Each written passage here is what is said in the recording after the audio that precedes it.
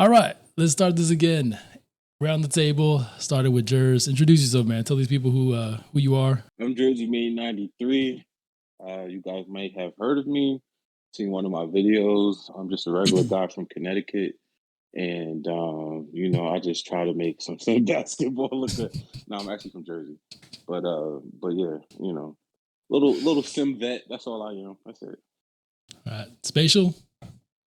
Who are you, man? Yo, who are you really? Jones. Who are you really, though? Like, deep down inside. Man, I'm a, what would you call myself? A member of the Sim Nation community / 2K community.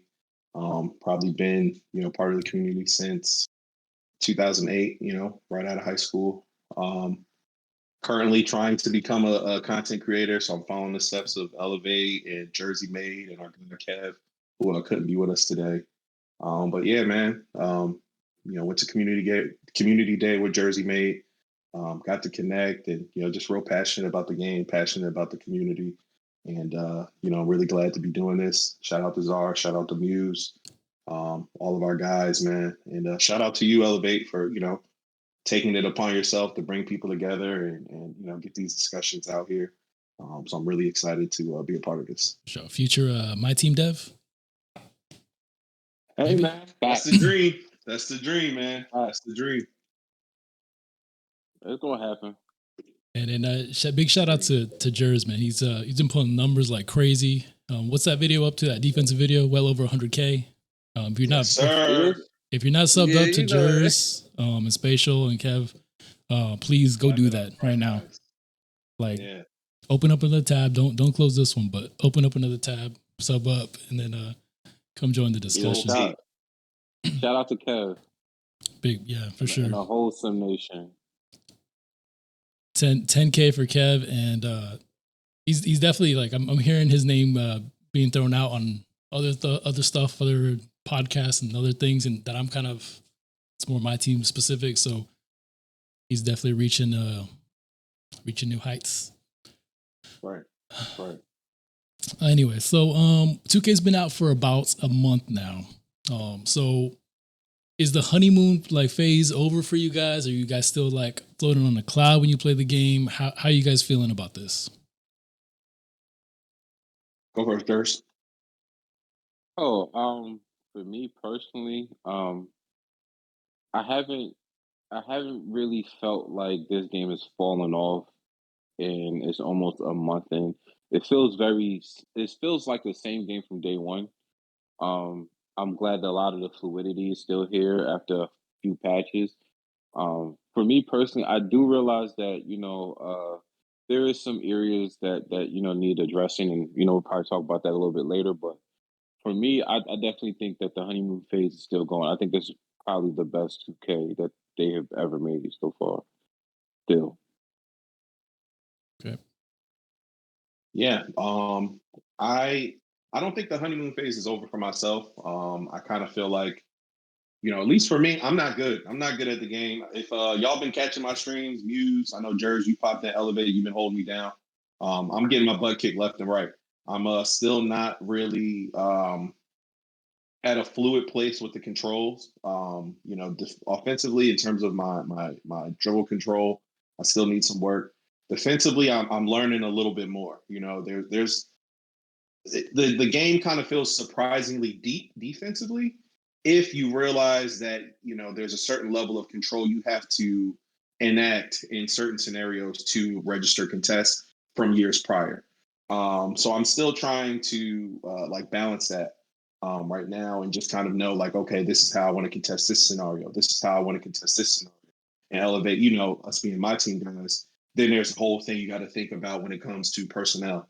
So at least for me, I'm still in my learning phase. I don't feel like I can really give a full critique of the game just yet, because the game is still so deep, and me and Jersey, we talked about that at Community Day, just in terms of what we were experiencing. And even now, literally every week, I'm still learning something, whether it be from Kev's videos, whether it be from somebody popping in my chat saying, yo, check this out, Jersey's videos.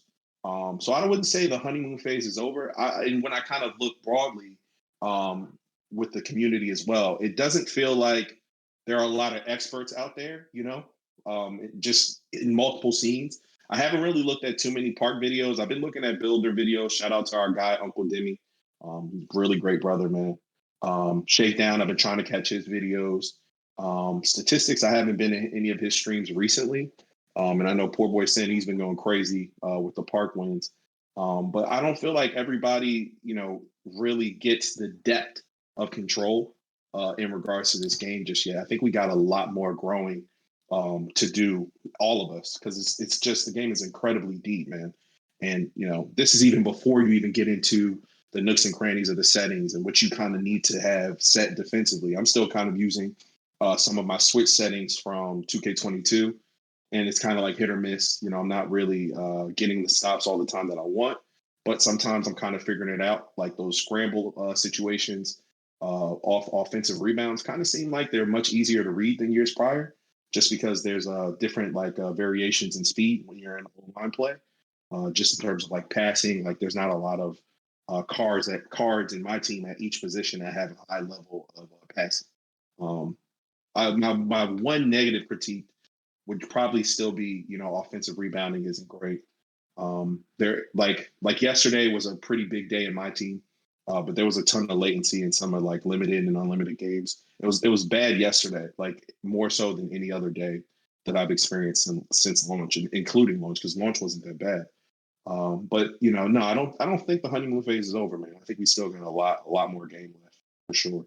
Yeah, you hit some stuff on the head there, man. And I know Jersey made a video before launch where he was like, "Don't touch online for like, a good time, right?" And I feel like I almost still shouldn't be online, Like, I mean, you're forced to like kind of go on there and get the grinds done and stuff like that in my team, but I feel what you're saying in that like there's still so much that you got to understand, and there's times when like I'm labbing and I feel like I have things down, but I go into a game and I don't have them down. Like you can't execute like you want to, even against like the CPU. Sometimes you do some stuff, but with the frenetic pace of online, you just kind of you got to go back to some of your basics. And I'm just like, bro, like I wish I could show you some of the stuff I've been labbed, but that might be a little ego thing too, like I just want to show you how nice I am rather than just kind of like playing the game and hooping and whatever. But but yeah, man, to touch on that, I agree with y'all. I'm loving this 2K. I think offline it's an amazing game to play, and online if you get the right kind of matchups and you have two people that are actually kind of playing, like an unlimited or whatever, it's a really really fun experience. It's also a game, like in others that.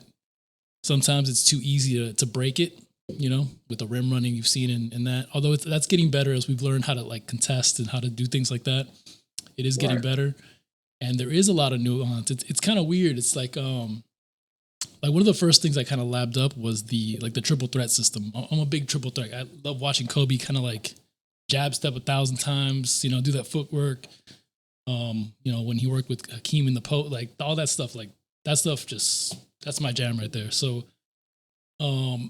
as I kind of explored that system, I noticed how deep it really, really was. Like just little tiny changes that you wouldn't really notice on how you can kind of swing out, how you can kind of like branch off of the triple threat. You do like double throws on like a jab step and you get different kind of like escape branch animations out of that. I don't know if you guys have messed around too much with that, but it's really cool how fluid that could be, And the same can be said about the contest system. It's different mechanics to contest the right way, different mechanics to generate bumps.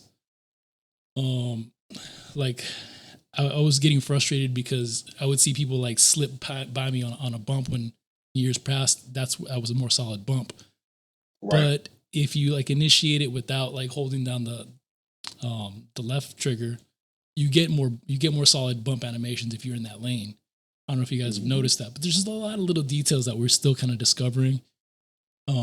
So, I mean, all in all, still learning phase, still like appreciation, kind of like, open eye moments where you just like, damn, there's a lot to this game that we didn't see before. So. Yeah, I noticed that I'm still discovering either new animations or just new new ways the mechanics work, like what you was talking about, the bump animations. Like I was just in my career. That's the mode I've been playing the most this year because I'm on Parks and Rec this year. But like even just like the right stick, though, they redid the whole right stick defense thing because if you can get a bump animation and you're in a right animation, your defender will now kind of have his contest ready. But if you start timing your right stick flicks up to do a hands up, you're going to get a better shot contest. And it's been doing amazing shot contests in the paint for me that's really been a game changer in terms of stopping a lot more of the paint mashing and stuff. But just stuff like that where you just kind of like you realize the habits you built up over the years of playing older 2Ks and how basically you kind of got used to the small assists from 2K, to kind of cover some things. And now that they're trying to make the one-on-one game as skillful as possible, that you see now, like, okay, I got to work on that area, and that's what I was saying. Like, a lot of people want to write off the game, say this is broken, that is broken, but 4, 5, 6 months from now, you're going to be a way better player if you continue to practice and stay on top of it, So by month 5 or 6, okay, then you can say something is broken. You know what I'm saying? But first month, nobody really knows the game. That's normal. Yeah, I'd like to add on to that too. I think that's a great point. You're kind of noticing that growth within the community because, I want to say those early streams, where I was like getting an unlimited or even a triple threat, you really saw people kind of rely on the paint mashing a lot. I'm starting to see more variations in their attacks, whether it be, creating that one-on-one mismatch in the pick and roll, even though I hate it sometimes, and going, all right, cool. I got a big one, a small. I got to take advantage of that. I can't just go, I'm trying to run something else now all of a sudden. Yeah. Basketball is hunting for mismatches, and that's what you should do. So there's a lot of stuff like that I see going on. People hunting for certain shots. I do think we're going to get to a point where you see more people, at least I'm only talking about the MyTeam side, because I know the park is very different, but on the MyTeam side, I think we're going to get to a point maybe in another month where you're starting to see more people, find out the depth of shots you get in the mid range, because the mid range is probably where you need to generate your shots. Like even if you just kind of keep the shot meter on, you'll notice your green meter or your green window in the shot meter obviously is more potent as you're closer to the rim than from the 3-point line. Now, if you got that shot, hey man, make it, right. God bless. Like I think somebody in the chat just said they hit a 3 with Robert Parrish, a fader with Robert Parrish in the limited. So you can do stuff like that. Those are few and far between. Like I know myself, I'm putting up a whole bunch of shots with Elton Brand from the 3-point line, and nobody's reading it, and it's catch. I can go 3 for 5 from Elton off of open looks. Contested looks, it's not going down. Yeah, for sure. So I think that there's going to be more diversity in play in about another month. But it was really bad those first few weeks. I'd say the first 2 weeks, you were just bumping into people. They didn't know how to play, man. They really, like this year in any other 2K, in my opinion, this is where I saw like the least amount of like just knowledge of the game in those first 2 weeks. People, they just did not understand how to play it. And you saw some of those complaints, whether it be needing shooting buffs, paint mashing is too hard, this, that, and the other. And now that, the dev team, shout out to them, that they're kind of like being a bit more hands off and letting everybody, adapt and kind of get used to what this new environment is. I think we're really going to see more growth, and people are going to appreciate what the game is like we are. Project, you talked about the triple threat game and even triple threat post game. Dude, I finally was able to trigger a few of the like post swings into your drives, because my goal is I want to do the post swing into the drive with my players that have Hall of Fame bully. If I can create that scenario, I got a whole lot of buckets I can get. But I finally figured that out, but I got to do some more labbing off of Kevin's triple threat video for sure. Because I'm still trying to learn the triple threat snatchback. I want to learn how to do that. I don't know how to do it, but there is a ton of depth, and that depth will, inevitably allow you to find better shots versus, just constantly running inside, literally waiting for the guy to jump and then you shoot. Like that's like, I understand, you're getting online and you want to win, but that can't be fun for 30, 40 minutes, 5, 6 times, 5, 6 games in a row. Like you got all these cards with all these abilities. You're not even getting the most out of your roster at that point. So I think we're about a month away from seeing more diverse play for sure. Hey, that kind of segues into, I mean, like all of us are more sim oriented into the game. So, what does that even mean? We talked about this last time, but for the chat, for people that are just kind of like, coming in, what does that even mean? What is sim game style? What does that mean to you? Elevate, I think you've been around the longest, man. You should go first, dude. You've been in the community longer than me and Jerry, so let's see what you got. And I mean, so sim to me is really just doing stuff that you see people do in real life, whether that's in the NBA, whether that's when you're kind of hooping, like I just want to see realistic basketball movement, play strategies, tactics, whatever that may mean, So in the post, I have no issue with somebody killing me in the post if they're mixing it up. Hit me with a hook shot, hit me with the, up and under, hit me with the post fade. Kill me with 100 moves, bro. Like I'll put the seasoning on myself and you can cook me, like it's all good. But if you just going in there and just exploiting the game mechanic because, partially because we don't understand how to stop it or because it's an unbalanced mechanic or whatever, and just doing that on repeat, whether that's pick and roll, whether that's a play, whether that's spamming the same play over and over. People say, oh, plays is not sim. It's the chess match of the game, I mean, I love to hoop. I love to play basketball. I've played it since, I was a kid. Played in high school. Played after high school in the park scene, a little bit here in mainly down here in Miami.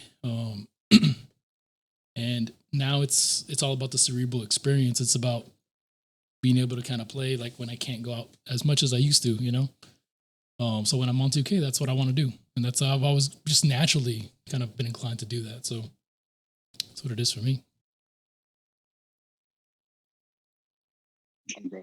I kind of feel the same way. I think, a lot of people used to say like, sim is like old head basketball or it's really slow. And it's not that. It's not that at all. I think, like you were saying, Elevate, it's really more about the chess match of basketball. I point to everybody, especially in my team, the proliferation of guys who their offense is 5 out, pick and roll, 5 out, pick and roll. Like, yeah, it's kind of annoying, but again, if you're creating a mismatch, I can't really knock that. That's hooping. If we were outside in a one-on-one and let's say Elevate, you're 6'5" and I'm 6 feet, and you go, yo, I have this mid-range pull-up anytime I want. That's baby food on me right there. I can't get mad at you, right? I can't say you're not playing basketball. You're just killing me and I don't want to be killed. So, stuff like that. It's like, that's sim to me. Sim is really just following a strategy and not using exploits. I think, when you get guys who are, I kind of mentioned earlier, just kind of running in a straight line to the basket, they don't have layup timing on, so they're not even really thinking. They're just running in a straight line and pressing square, and then square is giving them the best layup available. So they didn't pick their layup type. They didn't pick their shot type. They literally just ran forward. Like that's not even basketball. That's video games. And that's what I don't think sim is. I do understand, we live in this new environment in gaming where there's professional games, there's most effective tactics available, aka meta, and you have to do what you need to do to win, and that's fine. But to me, basketball has a meta based on the personnel that's on the floor. The meta in basketball is finding your mismatch. Period. If you're using the Atlanta freelance, fine.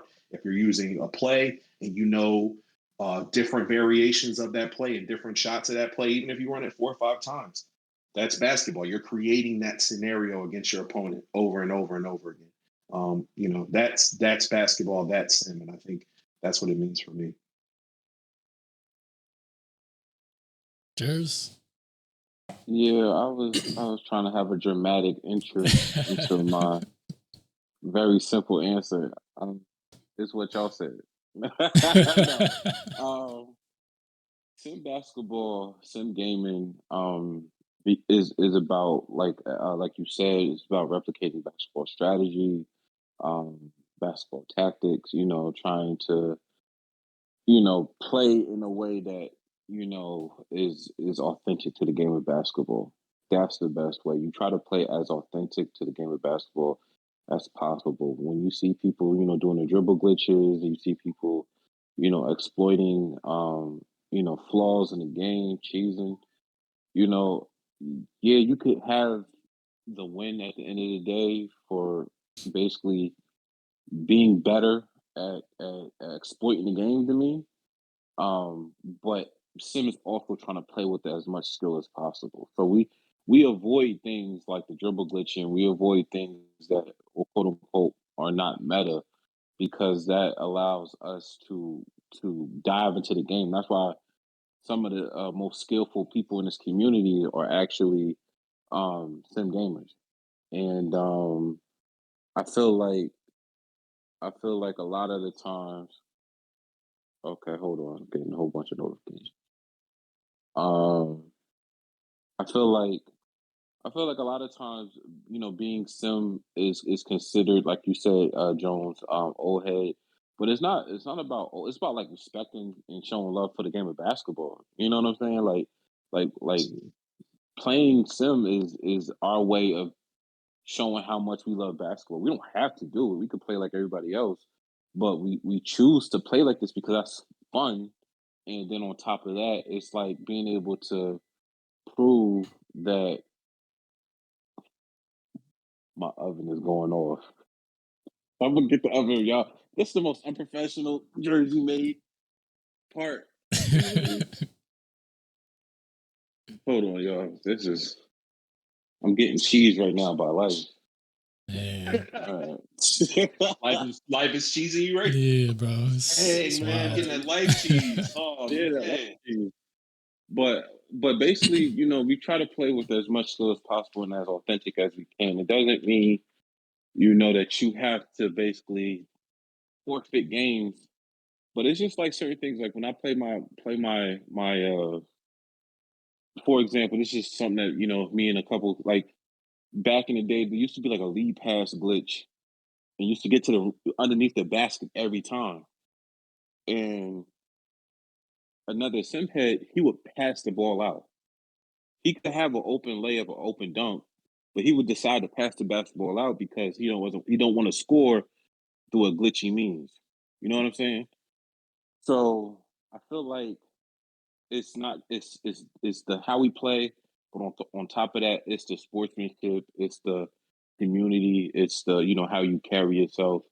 Being sim is about the brotherhood of it as well because it's guys who can run plays, and that doesn't necessarily make you sim, because people that can exploit plays, but it's people that that they run their plays, they run their freelances, they play in a way where they know you could stop this. I'm not going to use nothing that you can't stop because when I beat you, you just didn't figure out how to stop me. Not that you couldn't stop me, Right. So that's the best way I could describe being a sim gamer and what sim gaming is about.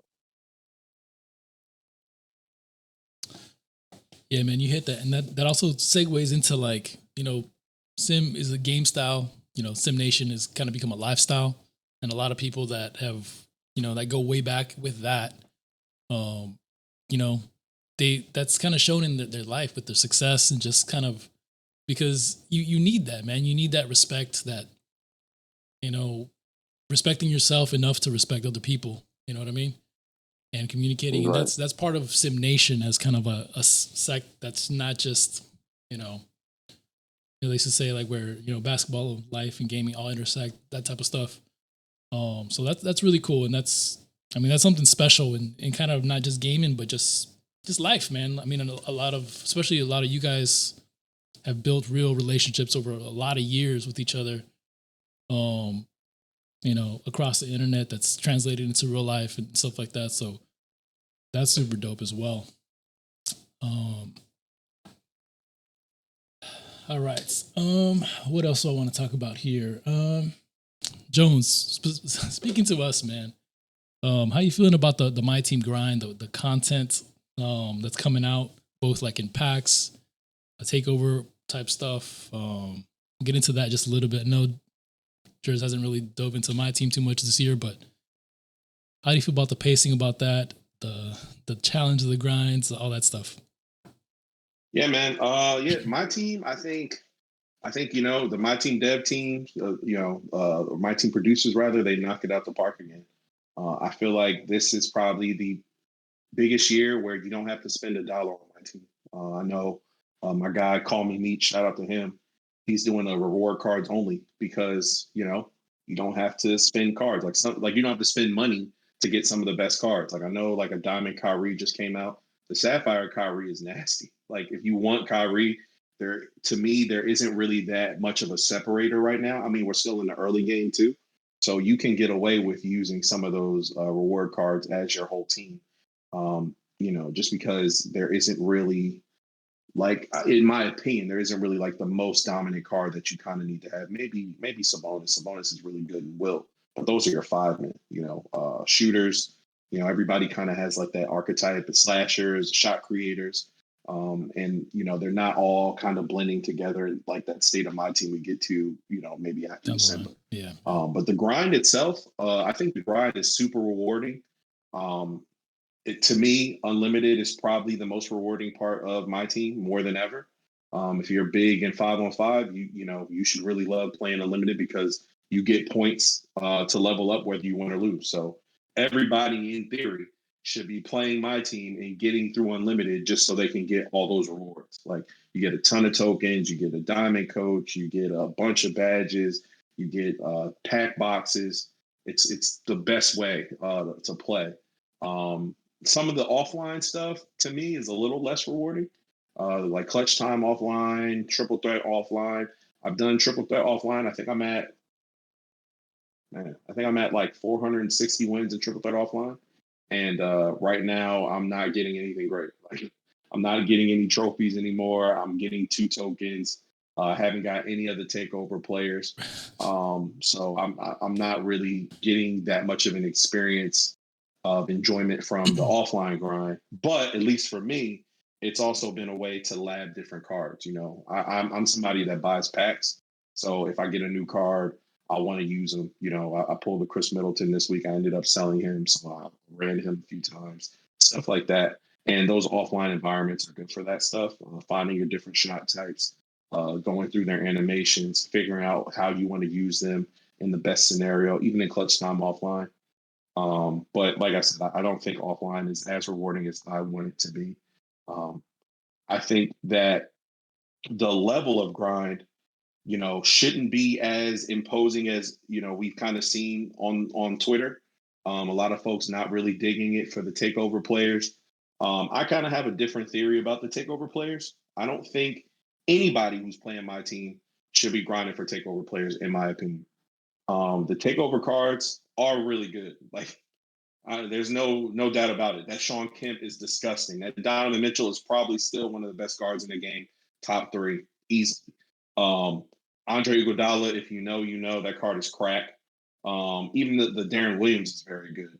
But those cards, in my opinion, are an aside to what you should be focusing on, which is I'm going to work on the trophy case rewards, whether it be I need to go get my Centerpiece from Triple Threat offline. I need to get my Centerpiece from clutch time offline, clutch time online.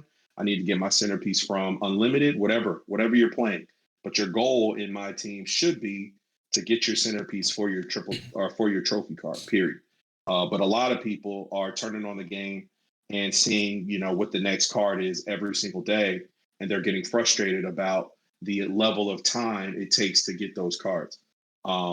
And like I said before, those cards are an aside. Like if you get them from RNG from the vault, you're lucky, right? Like that's awesome. I haven't seen anybody, at least me, I haven't seen anyone get a RNG takeover card. I know it's happened. I don't know anybody that's gotten it that way, any of them. But from people I've talked to, from stuff I've seen on the timeline, the grind to get those cards, it is a bit, but you can clearly tell that the dev team is adapting. Like I think what is it for the Jason Kidd? It's just win games in each mode, so you can focus on doing that. Just kind of as the week progresses, you can focus on getting those wins. Can it be a little daunting? If you don't want to do that stuff, it probably is. But as I said before, that should not be your goal while you're playing my team anyway, because the only way you're going to be able to get an opal, at least right now, is through the trophy case cards. And I think with my team, and this is really, I wouldn't say it's an indictment on 2K, especially when we have people like Jersey, like yourself, Elevate, who put time into putting out graphics that help out the community. Shout out to Floki too. But my team is a bit too nebulous in terms of how you should approach it. When you approach my career, you have a clear path way that you can take, obviously, and what you need to do to build your cards or build your player up. In my team, you kind of hop in my team, and if you're new, it could possibly be a little bit overwhelming, right? You see this huge ladder and triple threat offline for reward. You see that you got to play a bunch of games in clutch time offline and online. And you're just like, yo, like I'm just one guy. I only got 2 or 3 hours a day, if that. So it's a little tough. But if you focus that time, it's not a hard grind at all. If you focus just on all the offline centerpieces, you could get those in a month. It's really not hard. You run through those clutch time offline games. What are they? 4 minutes a piece. You can get those done in no time. So it's really just it's really about focusing your effort. And I think 2K could do a better job of just kind of sharing that with their user base and saying, hey, this is probably what you want to go for. And here's the other ways you can do that. They kind of do that in a way because they put those options in the game, but it's not overly stated. So then you get people that voice their opinions on Twitter and they don't really know what they're talking about. Like the whole opinion of my team being expensive is stupid. It's like literal nonsense. It's like, what are you talking about? Like those cards that they put in packs aren't even the best cards in the mode. Like seriously, they're not. They're accessible because they're accessible via money, but are they like cards you have to have? Absolutely not. Anybody that you see using the Donovan Mitchell knows exactly what time it is. That card is nasty, dude. He's literally like the top 5 card in the whole game. That card is utterly free. So, and the mode itself is free. Like you look at what people are saying on the My Career side about how expensive it is for rebirths. I know Jersey will probably get into that and stuff like that. That's a little different. In my team, everything to engage in that mode is completely and utterly free. To build your deck right now, to build your collection, you do that from tokens that you earn from playing the game. So that's a currency that you get as an aside in addition to the MT you get. And then you just go into the auction or the token market and build your whole deck up. So if you do that just from playing, not even focusing on what you're doing, then you get a Pink Diamond Larry Johnson because you're building your team up. You don't actually have to spend any bread. If you hear people saying that, they're completely and utterly wrong. They're just complaining because they're probably mad about something else, and they don't really know how to control their feedback and steer it in the proper direction so that it can be heard and then enacted upon the right way. But yeah, my team it's in a good place. The grind isn't too hard. I think that you can passively, focus on those goals. But because it's free, to me, it's in a really, really great spot. I think they knocked it out the park. Yeah, there's a lot to do for sure. And I mean, you said for somebody new, you're kind of, man, I consider myself a MyTeam vet, at least since 2K19. And I walk into the mode and I'm just like, okay, I got to do this. And it can be overwhelming for sure. And you just got to like grind something out and whatever. As far as the takeover cards, man, for sure. I tried to get Odom. I felt like a couple wins short of Odom before the time ran out because I started a couple days late. I blame Jersey, man, because he told me not to play online for the first week or so, so that's Jersey's fault that I don't have Lamar with him. Oh man. But I finished the camp grind, and it takes a lot out of you, man. Like going through all the modes, in the course of other things that you're trying to do. For us trying to make videos and content, and then a little bit of time for the family too. Like forget what they look like, but But yeah, man, there's a lot to do, and I have a lot of people say like, oh man, if 2K gives you like a long grind, there's going to be an equivalent in packs, and they see that as a negative. But I mean, I see it as options. Like you want to just rip the packs and buy them, go for it. You want to play the game and grind it, you have an option there. You don't want like them to be so exclusive where you have to rip packs to have this type of player, or you have to grind. You know what I mean? Like I see it as options. I see it as a good thing, variety. But it's like you say, like people, they deal with the frustration of like, oh man, I did this. I should have like a clear advantage over everybody else. And I don't want them to eat either. You know what I mean? So like there's some of that going into it. Yeah. And yeah, man, I mean, the Centerpiece thing, I see what they try to do with the takeover players, because essentially what they're trying to do is they're trying to split you up so that you knock out a little bit of each mode with like the Friday to Friday takeover grind, which is just win games, so that by the end of the season you have all 5 centerpieces done. Exactly right. Exactly right. So a lot of people, if you literally base it on the amount of games won, that's such a great point, Elevate. And I mean, Jazz is a big guy in the MyTeam community. He said like they should go down a little bit so they're split more evenly. Like you have to overplay each mode if you do all the takeover grinds, and dropping those wins like a little bit here and there would be a little bit easier for us not to go crazy at trying to get all these players. But it's like you say, you shouldn't go for every single one. I mean, I wanted to get Lamar Odom because I rock with Lamar Odom IRL, one of my favorites. So he'll end up being my limited choice, but yeah, man, it can be a lot, but that's not a bad thing, right? There's so much to do, so much to get us like going, keep us interested, get us entertained. No way in hell we can say, hey, there's nothing to do in this mode. Like, you know, and I've heard people say that take like, if you're a casual, there's nothing to do in the mode. Like, what are you talking about? Just play the game then. Just get tokens, play unlimited, play whatever, play domination if you want to, you know, like you want a lot of tokens, go play unlimited or go play domination. Offline, you can't tell me there's nothing to do. You can't tell me there's not a huge difference to this year's MyTeam, which is does not feel like the same mode as the last couple of years. Very different approach. Trophy case thing is awesome because you're seeing so many, you know, people, hey, I'm going to go for this guy because I really like that guy, or I want to go for this conference or this division because I want this opal first. You know, like there's so much variety that it's going to make my team feel a lot different for at least like, you know, the first half, 3/4 of the year, you know, so that's cool. Jers, I know you don't play my team. Are you gonna hit the my team streets at some point, or are you just sticking to the city? Probably, I'm gonna be honest with you. I probably can't fit my team in this year, only because of the park and rec content that I'm gonna start doing for that. So, but I was gonna speak on my career grind since y'all spoke on the my team. So, this is where we kind of veer off the straight because I understand that I understand the my team, the lack of contracts. I feel bad because it's probably the most like it's probably the year where it's probably the most accessible for people who just haven't ever played my team. Because when I jumped into it like a couple years ago in 21, I was just lost. Like I didn't know what was what. I didn't know anything. I used up my free agent cards, and I was like, "What happened to him? What happened to my Michael Jordan?" and then, you know, contracts and all that stuff. I was like, buy contracts for somebody who is on my team, like, you know. So, but yeah, this is the year I really regret not being able to play my team because it's just so much to do. It's you know, you got the offline clutch time that I really wanted to get into, but my career, I think this is probably where I would say some of the criticism is a little bit valid in terms of we talk about just the grind and players being able to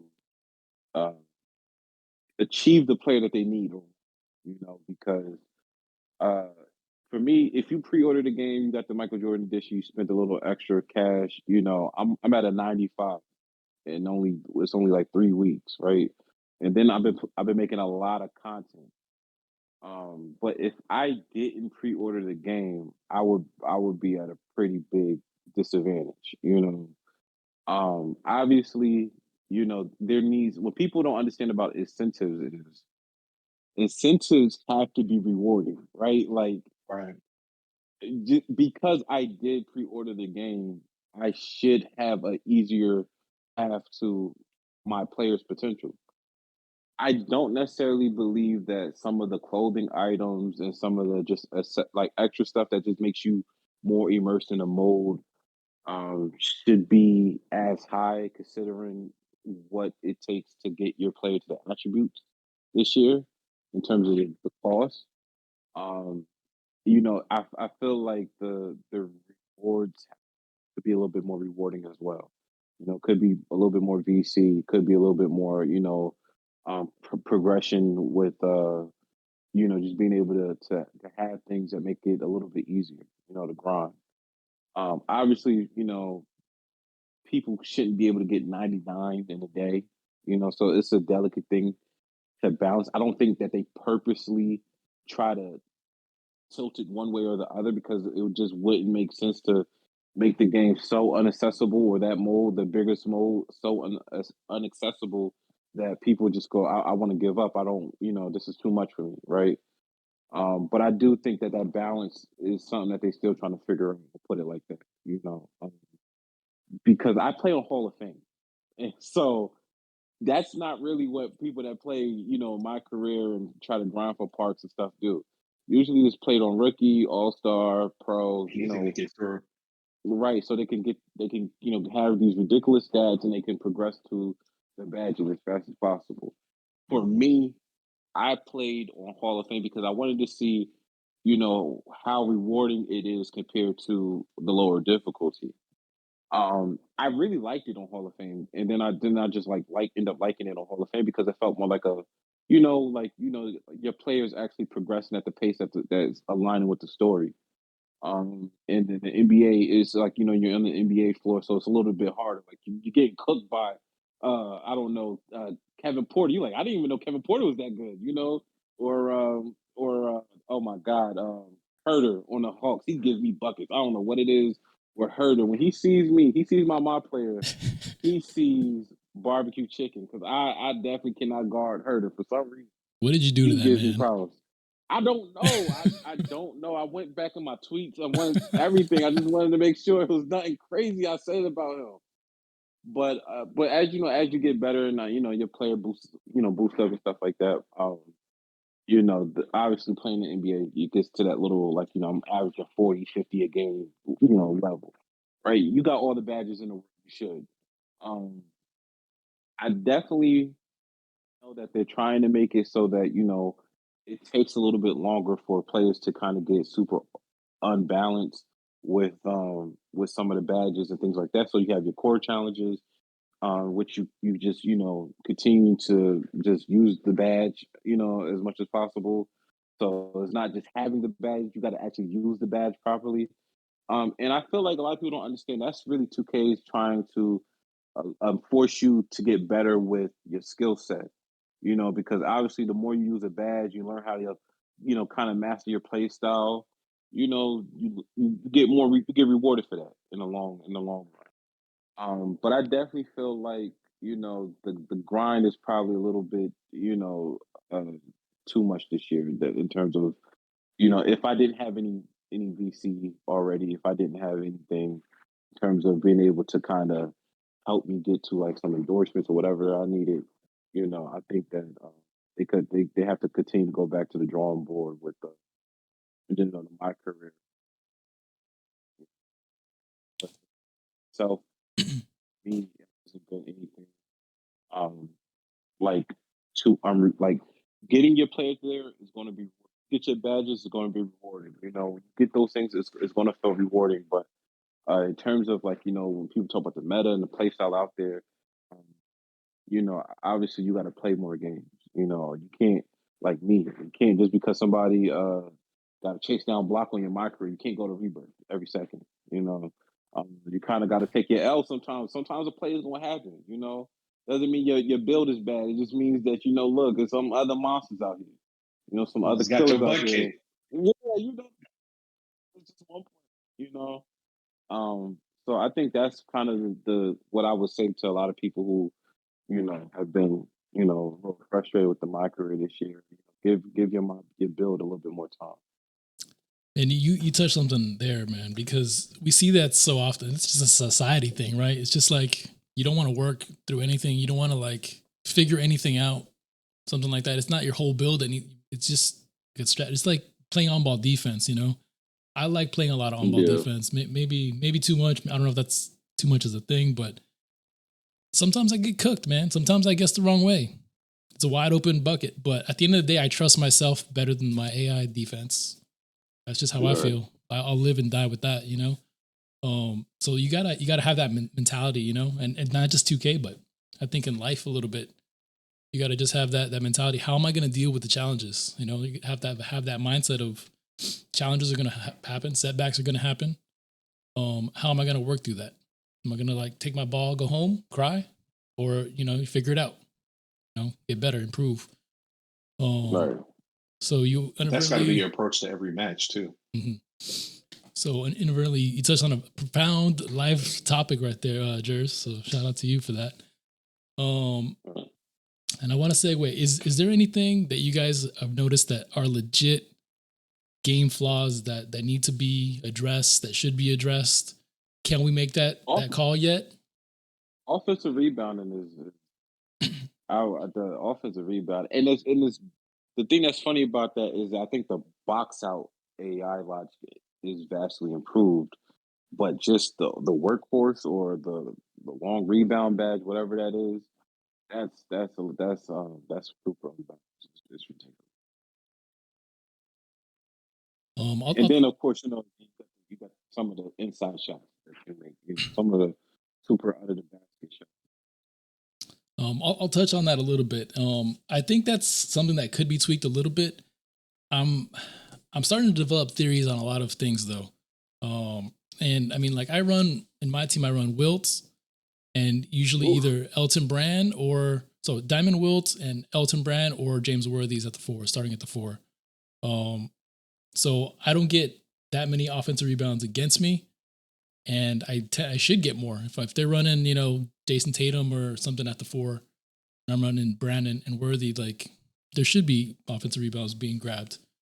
The other thing too, boxing out matters, man. Like if a shot goes up, as soon as a shot goes up, I'm trying to put a body on somebody with my guard. If I'm on defense, I'm trying to get my guard in front of one of their bigs. You know what I mean? Take away that option. If I can take out that dude from the play, the other thing is shot trajectory. You notice on early shots, it bounces higher, it goes higher. So the rebound is going to come off differently. So understanding some of those things, not saying that it's not an issue, but I'm starting to see there are ways to kind of like prevent some of that stuff. And there are sometimes, and like, I'll give an example. Elton Brand last year had a base set card, an amethyst card. And I used him, and I never felt like he got like a lot of those little hustle plays where he get like, 2 or 3 offensive rebounds in one play. And that was EB's game, like he was going to get that. He was just going to body you out of the way. And, it's like a dude like Zion, like he's going to get boards on you, like he's going to move you out of the way. He's going to get 2 or 3 boards. So certain players feel like that. The question is, do players that shouldn't feel like that, do they still feel like that? You know what I mean? In my career, yeah, that's what I don't really want to gauge a lot of the offensive rebound I saw like on the Jordan challenge, because a lot of that is just Jordan being on a completely unbalanced team compared to who he's facing. But my career, I play on the Miami Heat with Bam, and Bam he's getting out rebounded by a lot of people. Okay. So I'm not saying what you're saying is wrong. I just from what I've experienced in that mode, at least it's a little, I don't know, No, and that's fair. And like I said, that's why I want to see, are people able to do that when they shouldn't? Like last year, like at first blocks were like, because if 2K21, it was just rim run city. You could dunk over everybody especially on next gen. So 2K22 came out and we were like, okay, we can finally get blocks. But then it's like, okay, like Steph Curry's blocking like Shaq coming down the lane. Like, so it was out balanced, and we figured that out. This year, it's kind of still up in the air. I think it's a little unbalanced to the other side now, but so it's a gauging process. But that's why it's important to talk about these things, right? Be like, hey, this is what I'm noticing. Are you noticing that? And cross-pollinate those ideas, test them out, and then get to somewhere where we can actually give good feedback, And that was actually one of the things, and that's kind of where this whole concept was kind of birthed from, that idea of having people come together, gauging their own experiences, the experiences of their communities, and then talking about stuff in, level-headed roundtable type fashion. That way we can give better feedback to the dev team in a proper way, because there's a right way and an improper way to give feedback to the dev about gameplay issues and stuff like that. So that's definitely something as we kind of go through the year and this, the game evolves or skill sets evolve, whatever, patches come and go. That's a big thing that I want, for us to do, and, whoever else, and hopefully encourage other people in their communities to do the same thing. Just talk about things and gather information and then spit out good feedback, Especially, you been noticing anything, man? Yeah, man. I kind of want to piggyback on what both of you guys are saying, because I think offensive rebounds, yeah, man, the offensive rebounds, they've been in a bad state, I want to say, for probably the last half a decade in 2K, and they haven't improved. I really want to see some progression in paint play, which kind of loops into my point in regards to what you were kind of saying, Project Elevate. Now that the perimeter game has so much expanded animations and expanded body ups and ways to get around and badges that help you get around your defender, like Plant Breaker and all that stuff, the paint now doesn't have enough. What would you say? I would say it doesn't have an expanded enough library of animations and bumping and contextual 2P animations that can really showcase what's happening down there. And you kind of think about like a badge like Slippery Finisher, right? Slippery Finisher, allows you to kind of eke around the defender without being touched. In the paint, however, when you have these big bodies and they're sprawled out, it just doesn't seem like they're it just doesn't seem like they're in the action as much as they should be. Now, I think it was Irv Gotti. Irv Gotti's paint defense video really helped me a ton with just kind of realizing, okay, I need to hold my L2 and point my left stick at where the ball is and at the defender.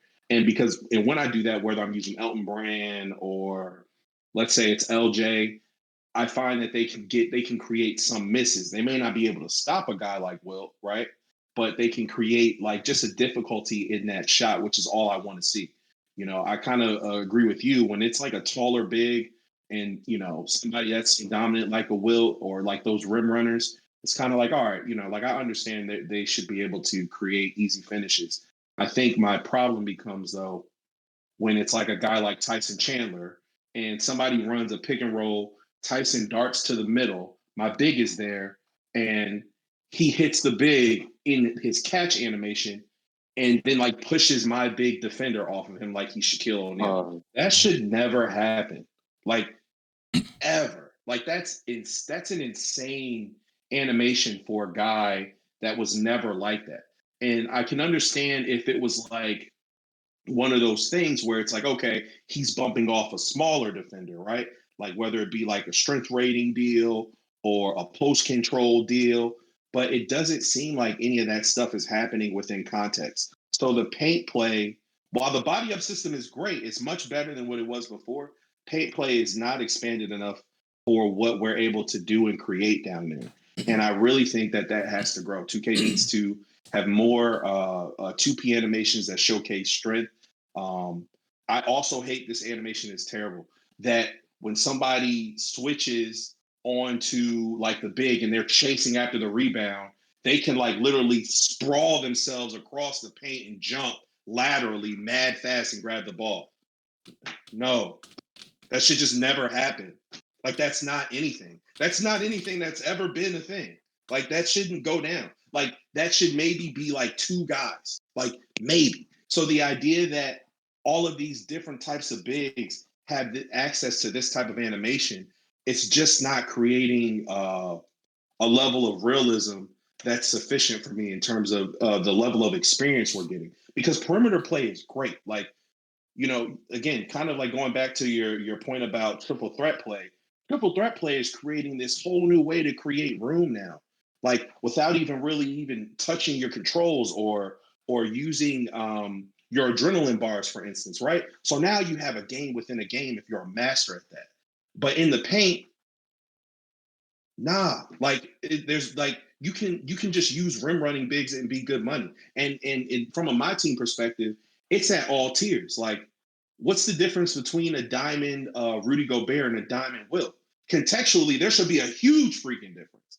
In the game, however, there is not, because there aren't enough animations that really can showcase what's going on down there. That area of the game really, really needs to grow, man, because there's not going to be a difference, and the difference can't just be, well, shooting bigs can shoot and then those other guys can. Well, basketball is deeper than that, man. Like, I know me and Jersey, Jersey's a little bit taller than me, but, growing up, as being one of the taller guys in my class, I had to play in the paint. So, I was a bit of a banger, you know what I mean? But I was also a finesse big. So I could get fadeaways like laterally, like almost like an Elton Brand that was really quick. I could obviously box out and keep my body big and be able to, kind of control the action that way. Like there was a difference between myself and maybe somebody that was like 6'5" and just has better, genetics than me, right? And they're maybe a little bit faster. They're jumping, just give me that board. You're too little, you're a baby, and then they're going the other way, But like there needs to be just a better way to showcase in video games what the difference is between certain bigs and what aren't. I'm really not liking, when I just see people throw it to the big and they don't have layup timing on, which is already corny, but do your thing. And now they're just getting this crazy fast layup, turning around, just, gotcha. And then it's like, all right, bro, like that's Tyson Chandler. That just never happened with Tyson. He wasn't killing guys like that down there. Yeah. Rudy Gobert's not killing guys like that down there. Shaq is, right? If you're using Sapphire Bill Cartwright and he's just having access to all these fast layups, like, come on, man, that's silly. And like, if it's a fast twitch thing, okay, all right, understand it's a video game, but there still needs to be a counter. There has to be counterplay. Any competitive game has counterplay. And what I'm finding though, and shout out to the old heads on Twitter, y'all know who y'all are, but the counterplay, for those bigs is running a 2-3 zone. And if you run a 2-3 zone for people that are just kind of using that PNR game, throwing it to the big constantly and diving Joakim Noah's putting up 25 and 12 on you, okay, that'll help. But again, he shouldn't even be able to do that. That's not his game. If they were a back to the basket finisher versus a rim running finisher versus an athletic finisher and et cetera, there's differences between big play that 2K just does not have that right now. I'm not going to say it's poor, but I think that is an area of opportunity for them for sure. They really got to expand on what's happening down there because it's not good. Yeah, man, that's you hit that right on the head, man. There's points that I want to emphasize too about that. And it sucks because there is so much variety to the post play, and you can do so many cool things in there. But exactly. But it's like, why do it? Like why you have a better percentage? Just kind of dive into the post, doing a little drop step animation and putting up a layup or a dunk. And a big thing for that, I think, is the strength rating doesn't really counteract each other. Like strength and weight should have a big factor in that, so even if like two guys are the same strength rating, which I think that's a content curation thing. I think in my team, it's a big issue for me, but that's a different topic, different tangent. But even if they have the same strength rating, like a dude like Shaq that outweighs, a guy like, an end game bull or something like that, like he outweighs him by like 100 pounds, bro. He shouldn't be able to move him, or Porzingis or whatever Tyson Chandler, whatever it may be, like. So there's definitely things there that need to be, more specialized, more accurate. I mean, I almost want to say they have to at some point rip out a lot of the attribute system and kind of redo it from scratch, because there's a lot of legacy things that just don't vibe, that don't translate into the game. That way we can get that separation between the different types of bigs, because, there should be an advantage and disadvantage of using a guy like Gobert versus a guy like Shaq or Walter Kareem or Hakeem or whatever it may be, and I like to see that. Like I say, if you get really good with, Hakeem's, endless array of post moves and you cook me up, bro, awesome. I tip my hat to you. Mm-hmm. I enjoyed that ass kicking, let's keep it moving. But when it's, like you say, it's just same thing, get position, layup, post, drop step, whatever, it gets frustrating. What was the other thing I wanted to talk about? I can't remember. Let's keep it moving. Jers, You have anything you want to contribute to that? Yeah, I don't know if they need to redo the whole attributes. I do think they need to redo how they scale players with the attributes. I think that 90, like how they kind of are doing it with the dribbling, like 90 and up, you get Trae Young, Steph Curry, Kyrie, super elite dribbling. 85, you get really good ball handlers, but not like, I don't know, transcending dribbling. Like what you can get with Trae Young, Steph, and Kyrie. You get more like the Damian Lillards, the Paul George, the Zach LaVine. The guys who you can't take the basketball from them, and they got some really quick crossovers. But they, the next level is those guys. I feel like even with that, they could even do like a Kyrie, Jason Williams, like 95 up tier. You know what I'm saying? Within the 90s. You could have the 90 to 94, Steph Curry, Trey, and then 95 to 99, you have like Rayford Alston, Kyrie, Jason. You know what I'm saying? Um, I feel like with the strength ratings and what they did with bullying, I think that they didn't really, like for me, I would have felt more comfortable if they had a badge to kind of counteract bullying. I think that the biggest issue is the fact that the bully badge, the biggest counter to that is probably challenging. But outside of that, in terms of the actual animation, and I think that like because with the older 2Ks, when you did a move on the controller, you had to live with that decision. You couldn't do a pump fake and up or under out of it, or just stop on a dime and pass out. You had to live with the fact that you used the wrong move in the situation. I think some of those animations need to return to the point where not even that it's movies all over the court like they were back in the day, like in 2K11 and so on. But if you do a spin move, I don't want to see you do if you try to do a spin layup, I don't want to see you with all that momentum being able to spin on and then stop on a dime and then do it up and under. If you do a spin layup, you gotta, and it was in the wrong situation, you gotta have a contested layup. It gotta be smothered. If you try to do a bully badge on somebody that you don't have a strength rating on, you're not gonna move me and I'm blocking your shot. I think with certain animations they have to lock them into place. You can't allow the freedom of people being able to branch out of those things because that's where the new cheese is coming from. So for me, I think if they start scaling the strength from like Stack the White Howard 95 up, I think we all cool with that. And those would be only reserved for those type of players. And that allows people who are trying to make builds to understand that's the type of like that's where I'm limiting myself to. Even though my team is more like fantastical, I'll say in terms of ratings and abilities. I think that if they can start using like the players in mind as a way to scale the categories in terms of like by tens and fives, I think we'll be able to have a little bit more nuance between players, because like you said, Bobo it shouldn't be able to move Shaq, but Bobo is probably strong enough to at least, I don't know, stay in the paint with Victor, or somebody, or rookie KD.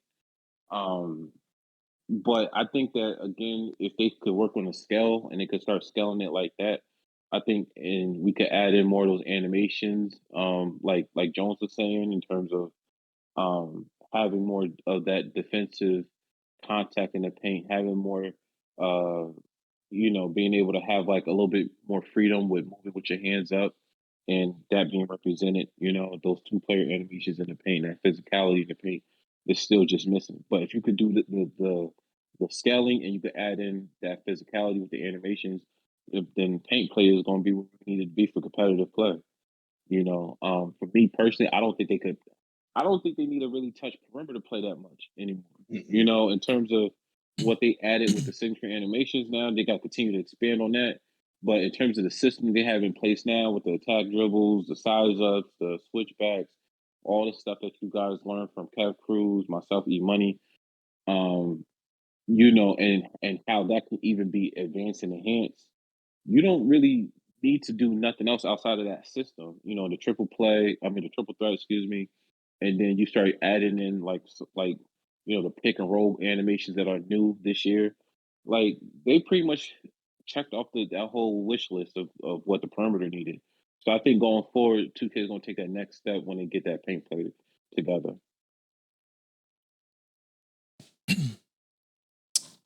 Yeah, man, I agree with that wholeheartedly. And I know in my wish list videos before the game dropped, before we got really a lot of info, one of the biggest things on the gameplay side was I wanted just very clear separation between elite, good, average, and poor in every, whether it be perimeter play, interior defense, perimeter defense, all those different archetype things. The more you can get that clear separation where you feel hey, this guy is good, but and he's gonna dominate all these guys on the lower end of that spectrum, but he matches up with an elite dude, for interior play, for example, like a Shaq and Wilt.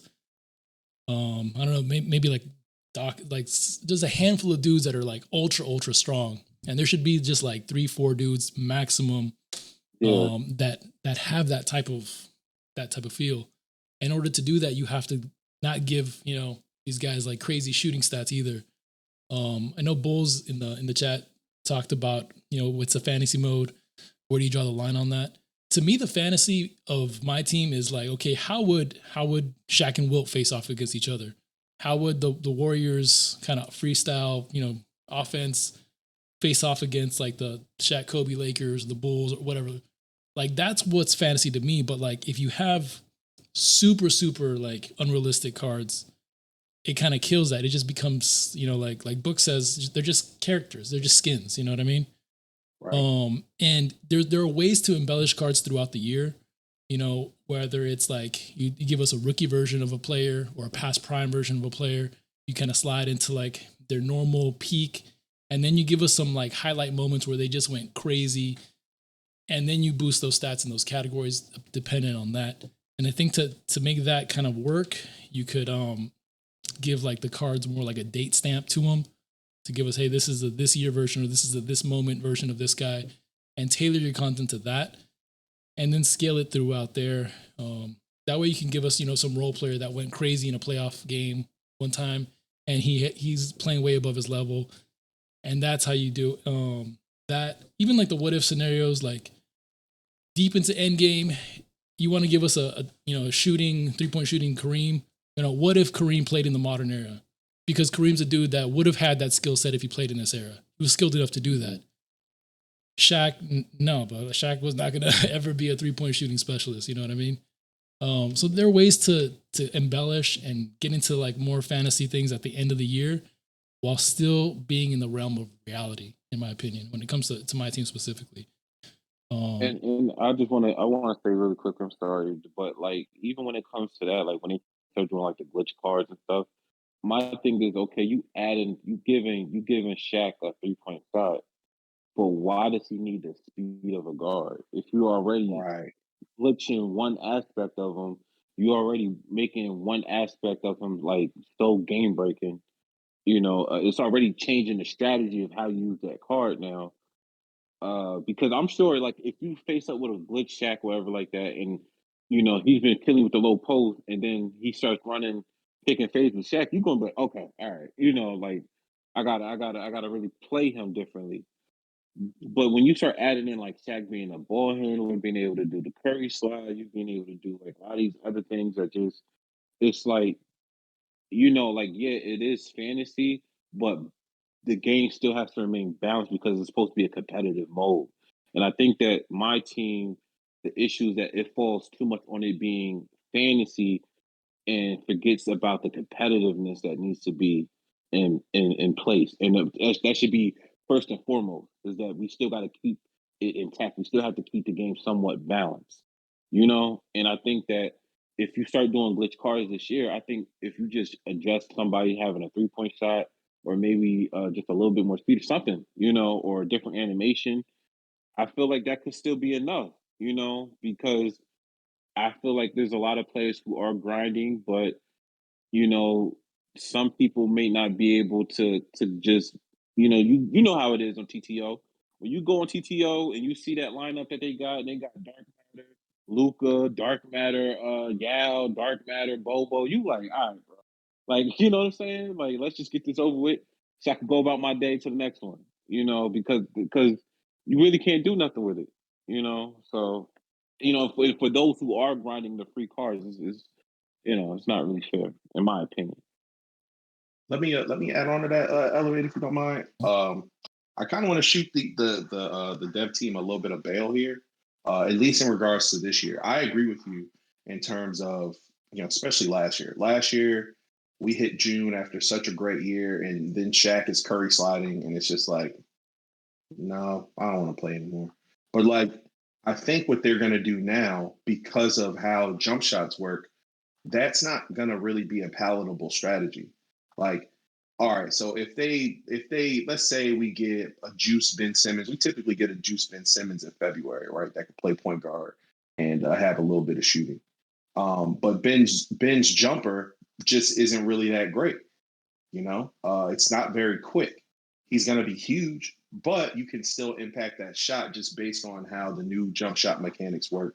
You know, with openness and all that other stuff. I don't think it's going to be as bad as it was last year because of that major factor. I will say, I think in terms of reward cards that we're going to get, I think we're going to have a lot more options and depth from the reward card standpoint. Like, you know, you guys mentioned books. Myself and books, we were on with Muse, and we were labbing some of the reward cards and just kind of seeing like what animations they had. And that's when I found out, like, oh, Sapphire Paul George was one of the best dribblers at the wing in the whole game. Didn't know that because on day one, what was your boy doing? I was ripping packs. I got Dominique Wilkins. I was good money, but he ain't moving like Paul George. It's different. It's real different. Like Paul George, that card is nice. The Sapphire Kyrie card is nice. The Ruby Trae Young card is nice. Now the difference will probably be access to badging and completing their badges.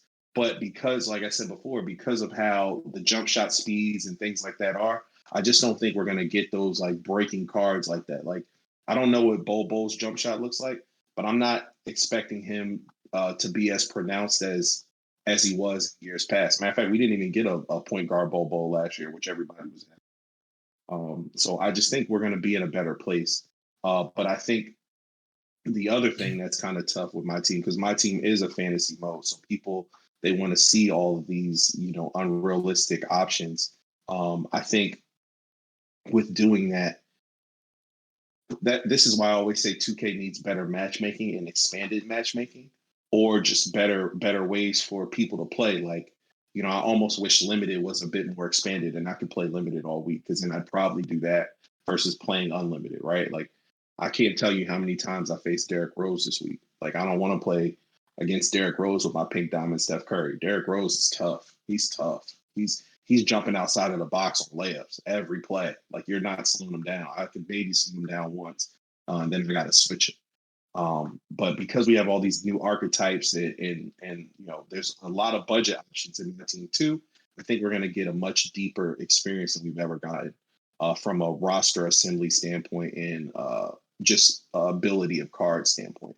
That Marcus Smart too, that's a great card to have. If you give him a shoe, boost his stamina up, he got some dribble animations. That card kind of cold, man. The card kind of nice, and he can dunk. I think if you have Pink Diamond Jerry West, he almost gets like a 90 dunk. So you turn him into almost a Steve Francis. The card is sick.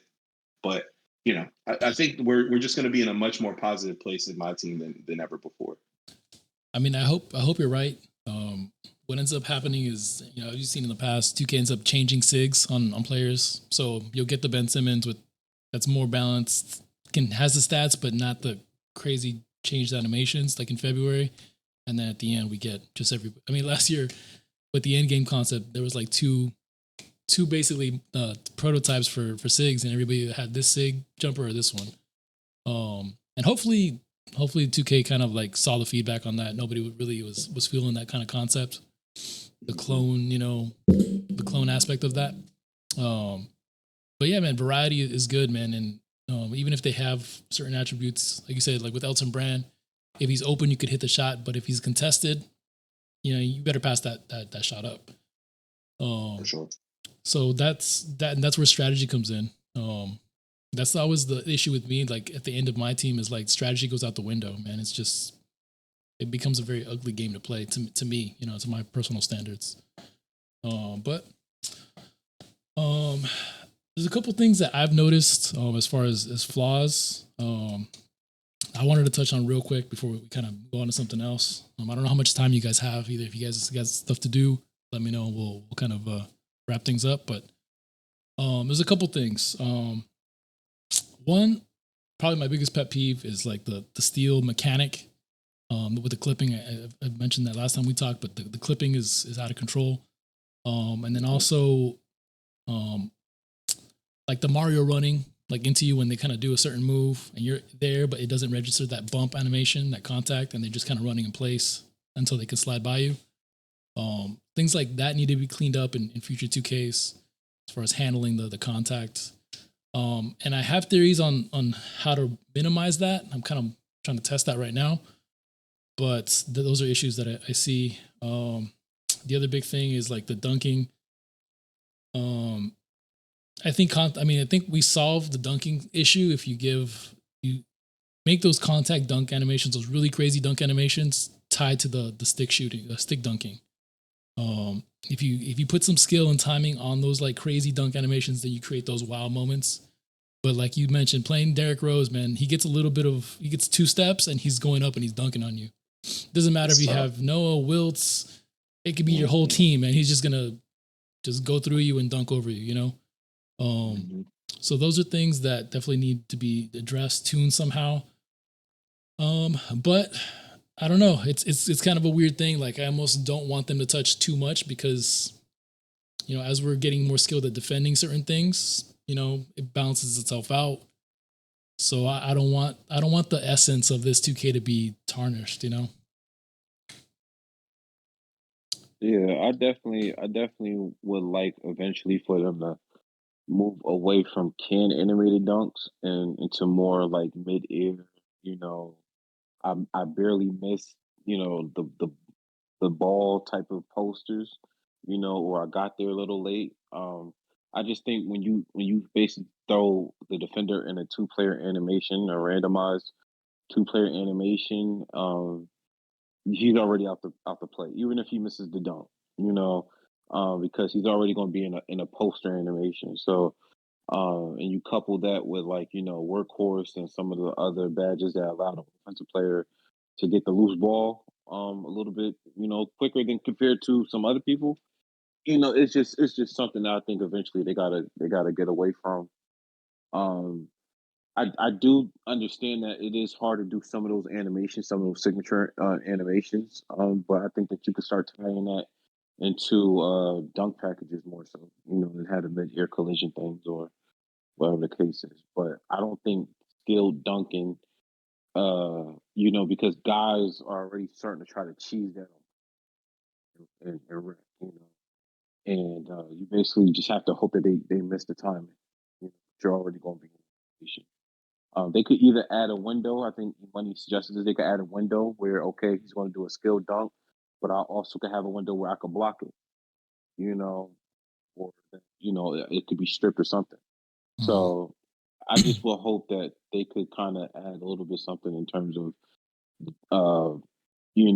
dunking in traffic with a little bit of act, and the other thing is, I will say too, like somebody like Derrick Rose, I do understand he has a high dunk rating, but I think they need to separate dunking versus dunking in traffic. I think dunking in traffic is a skill by itself versus being in a breakaway and being able to dunk. Being able to dunk through two people, like Kobe on the Nets, is very different compared to Derrick Rose dunking on or tragic. You know what I'm saying? Like, so um, if they could make something like that, I think that will help balance out scoring in the paint a little bit more too. Um, and the other thing, I just feel like in terms of the gameplay balance and not touching too much, I think the only thing that could really ruin the gameplay would be if they somehow patched out the defensive contact even more than what it is now. And I think that if they kind of um, just if they just address the three areas that really, because honestly, we over here we talking about three main areas as an issue. Talk about paint scoring. We talking about some shot contest registration, and the steals. I think the steals could definitely be adjusted because I feel like a lot of people don't want the steals in the rack in the park because they feeling like I shouldn't be getting ripped. I went on a back and forth with this random person on Twitter about this. He was like, the average steal is like 3 to 4 a game, and I'm like, first of all, you comparing 82 game season compared to an individual game in a record park. Mhm. Y'all most likely not playing each other again. And then I showed him. I said, and the most steals in the game was like 11 by Kendall Gill. So I'm like, even if you get mad at the 3-4 steals that Joe Smo, whatever, is getting on you, until he get 11 or and more than 11, I'll just be careful saying something's broken. Because logically, when we think about it, we just don't want certain things to happen on the court because of the biases we have for our own individual, experience. But like, when we really look at things in the, in a microscope, certain things aren't really broken. We just gotta adjust, because I'm pretty sure he's not using the protect dribble. I'm pretty sure he's not passing the ball up the court, or just trying to dribble through traffic. So Yeah. it's not just this guy just taking your cookies as soon as you get the basketball at the inbounds. Yeah, man. And that's a whole nother topic too, is just how are they protecting the ball, how are they using the dribble moves, the different counters. Like I don't seem to get, my team is a different experience in the rack too. But I don't seem to get ripped a ton taking the ball up the court unless I'm, being impatient and just turboing too much, If I'm going to protect dribbling, if I'm using the left stick dribble to just kind of, they're coming, I just kind of casually go, like slide by them. Instead of trying to go through them, turbo through them. There's things like that. Let's be real, if any of us played, like a rec game with like prime Gary Payton, yeah, we're getting ripped like 80 times in that game. You know what I mean? Yep.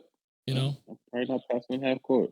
So there needs to be a balance, but the thing I think they hit on is like there's not a real risk reward to like the steal mechanics. Like there kind of is. Not yet. There kind of is, but there should be more. And there should be more variety. And I'm a big proponent of kind of reworking the right stick on defense because I want different types. You can kind of choose your hand, sort of. It kind of works, 80% of the time.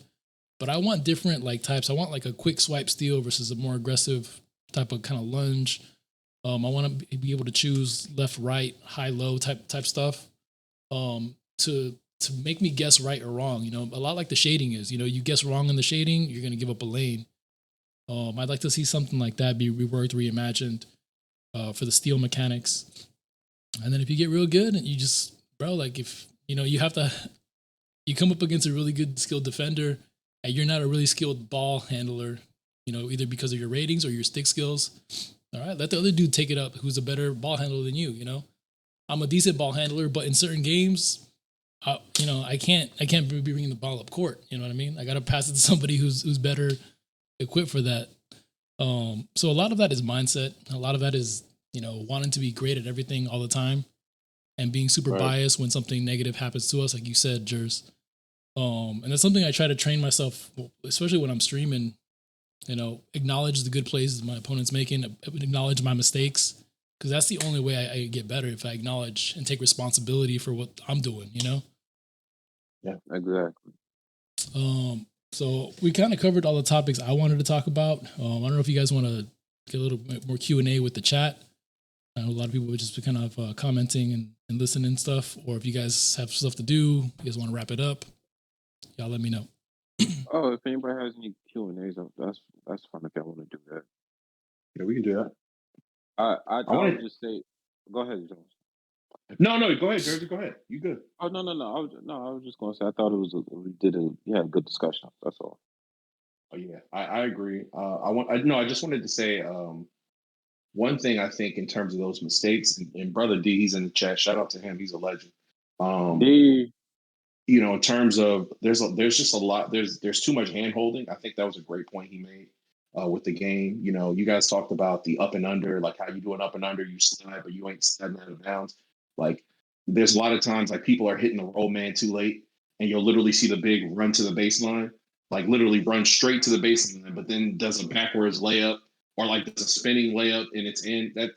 That's he ran out of bounds, so he should just continue to run out of bounds because maybe you didn't hit him at the right time. But there's this other thing that happens too with like kind of the risk reward with steals. Because when I'm playing against the AI, if I go for a mistimed steal or a bad steal, they burn me every time. However, what I've noticed with people, especially people who like debate a lot in the 5-on-5 setting, they'll go for a steal, jump at it, switch off to somebody else who's near the ball or just kind of in front of the ball handler. But that defender who just missed speeds up and catches up to you. And that can't happen. I think there needs to just be a bit more of like punishing of putting your guy out of the way. I don't think the AI should fix that. I wonder why that happens. Like I don't know if that's like a difficulty thing, because at least from my perspective, when I was kind of going through the triple threat online ladder, you see a lot less AI speed ups. But the moment you kind of get over like you see a lot less AI speed ups on like semi-pro, pro, all-star. The moment you get up to like superstar, that's when you start seeing AI speed ups, whether it be like the big is like attached to your point guard the whole way up. You're like, yo, that's crazy, stuff like that. So there's like weird behaviors with it might be tied to difficulty. I'm just not really sure. But I would really like for users to be punished, man. Like if they use an adrenaline bar on their AI, that adrenaline bar should be gone. But that AI should not be able to then just be sped up. They didn't earn that. And I earned my position going forward because I beat him. So you can't penalize the other person like that. That's why, a lot of people think that they're elite on defense. It's like, well, it's like you're not really elite in defense. You just like to gamble a lot, and the game isn't really creating an environment all the time where you could punish that player for doing that. It's really good, though. Don't get me wrong. It's still really good, but that's a huge, huge issue that, kind of needs to be remedied. I'm still not a proponent of how they rework the adrenaline bar, just based on when I went to the feedback session, the first one. The feedback session, at least in that regard, there was no, you have adrenaline bars in the backcourt, and then when you get over half court, then you have another set of adrenaline bars.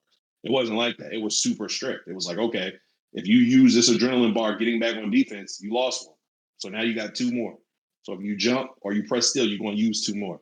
Like I feel like they should have kept it strict because of users' ability to just kind of want to do these things that remove their player from the play.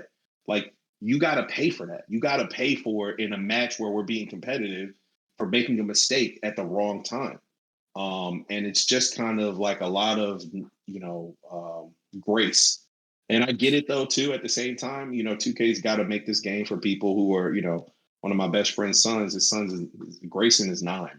So people like Gray may not understand the adrenaline concept just yet until you explain it to them. So I get that. I completely understand it. But when we're talking about competitive play for rewards, or if you're steering users towards competitive play by way of trophy cases and stuff like that, we need to have a way where somebody does something and they get punished and I don't get punished because I'm trying to do things the right way. Because I think that's what I've seen a lot, like in the last, like ever since 2K got a bit more competitive in like 2013, 2014. There's too much of that, of just let me fix this situation for you where you did something bad and now this situation is completely erased and it's 1-1 again, and it shouldn't be like that. Yeah, I mean that's so tough to balance, like the game towards the more hardcore player and the casual, not chase, make it accessible. I mean, obviously that's why like you have your offline domination modes, playing on rookie if you want, or go play my areas or do something else, but in the competitive scene, it has to be balanced for a certain way. It's a tough dilemma for the dev team for sure. You wanted to say something real quick, Jers? I was going to say, I agree with Jones and I respect that. I didn't know that about the adrenaline boost that they changed it in the development cycle, but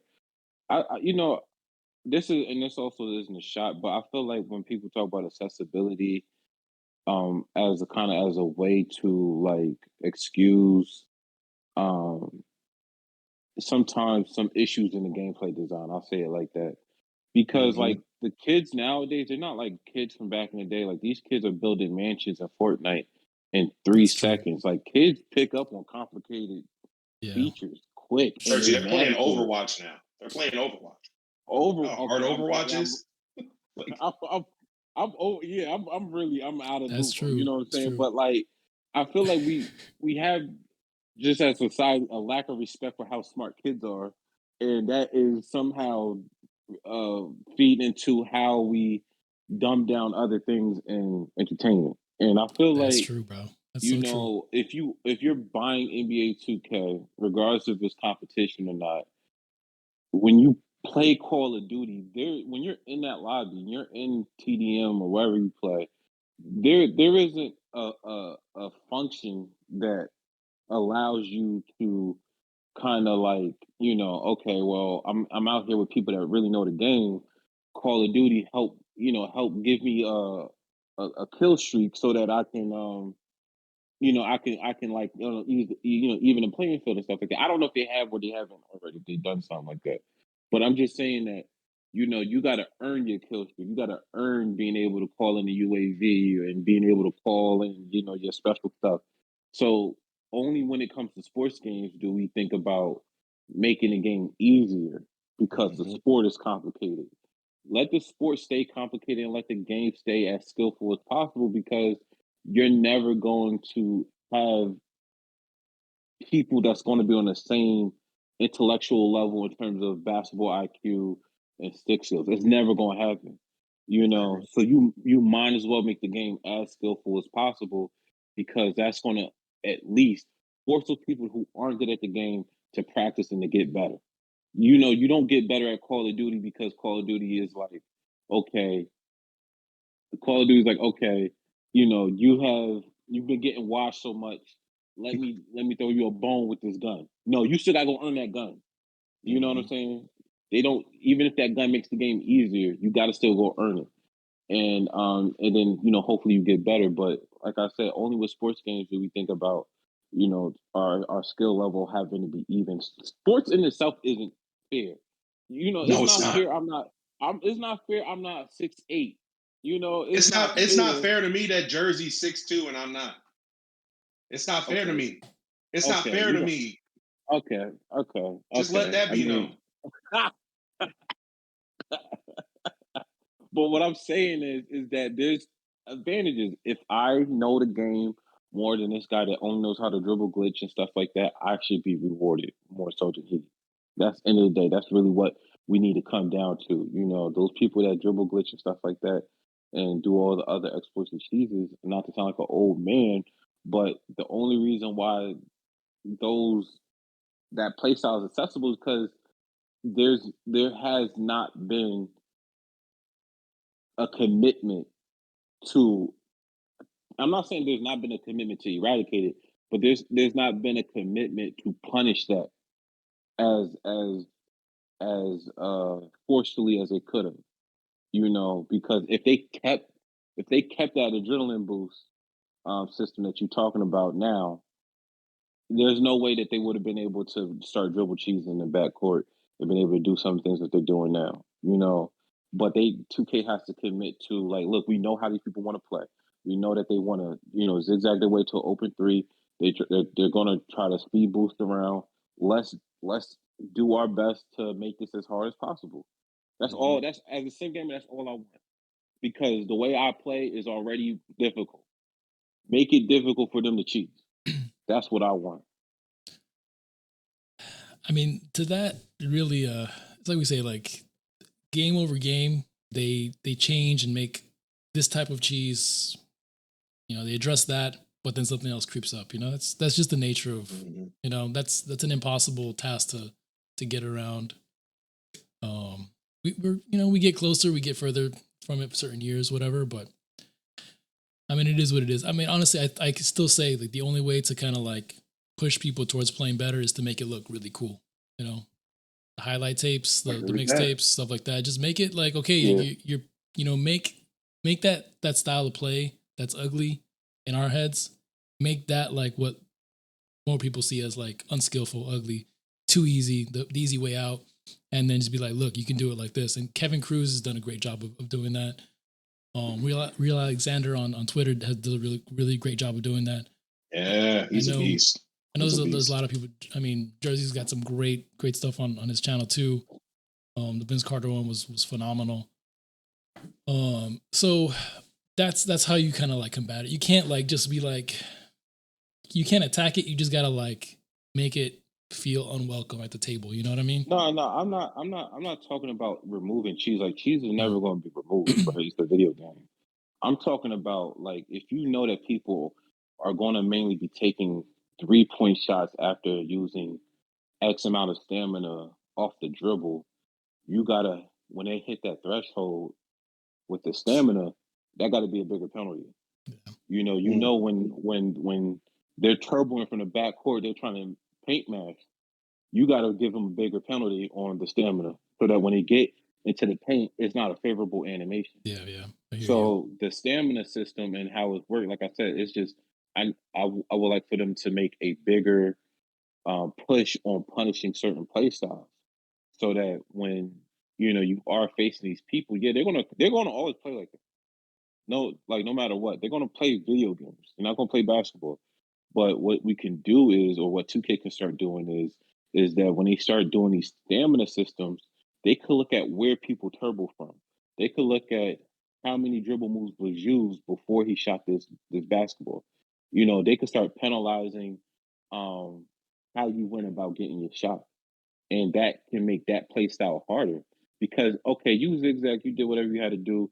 You hit a 3 on me once. But over the course of the whole game, where you get a win and stuff like that, that's where I feel like, it's you're asking too much for a user to have to compete with, and I feel like over the course of the game, that's when the sim play style and just playing basketball or smart basketball, that's where the skill can really start shining, So that's more so what I meant, not necessarily the fact that, the cheese play style, all the other stuff will be fixed or making it uncool, but I feel like it just needs to be a bigger push so that, it's harder for them to do it.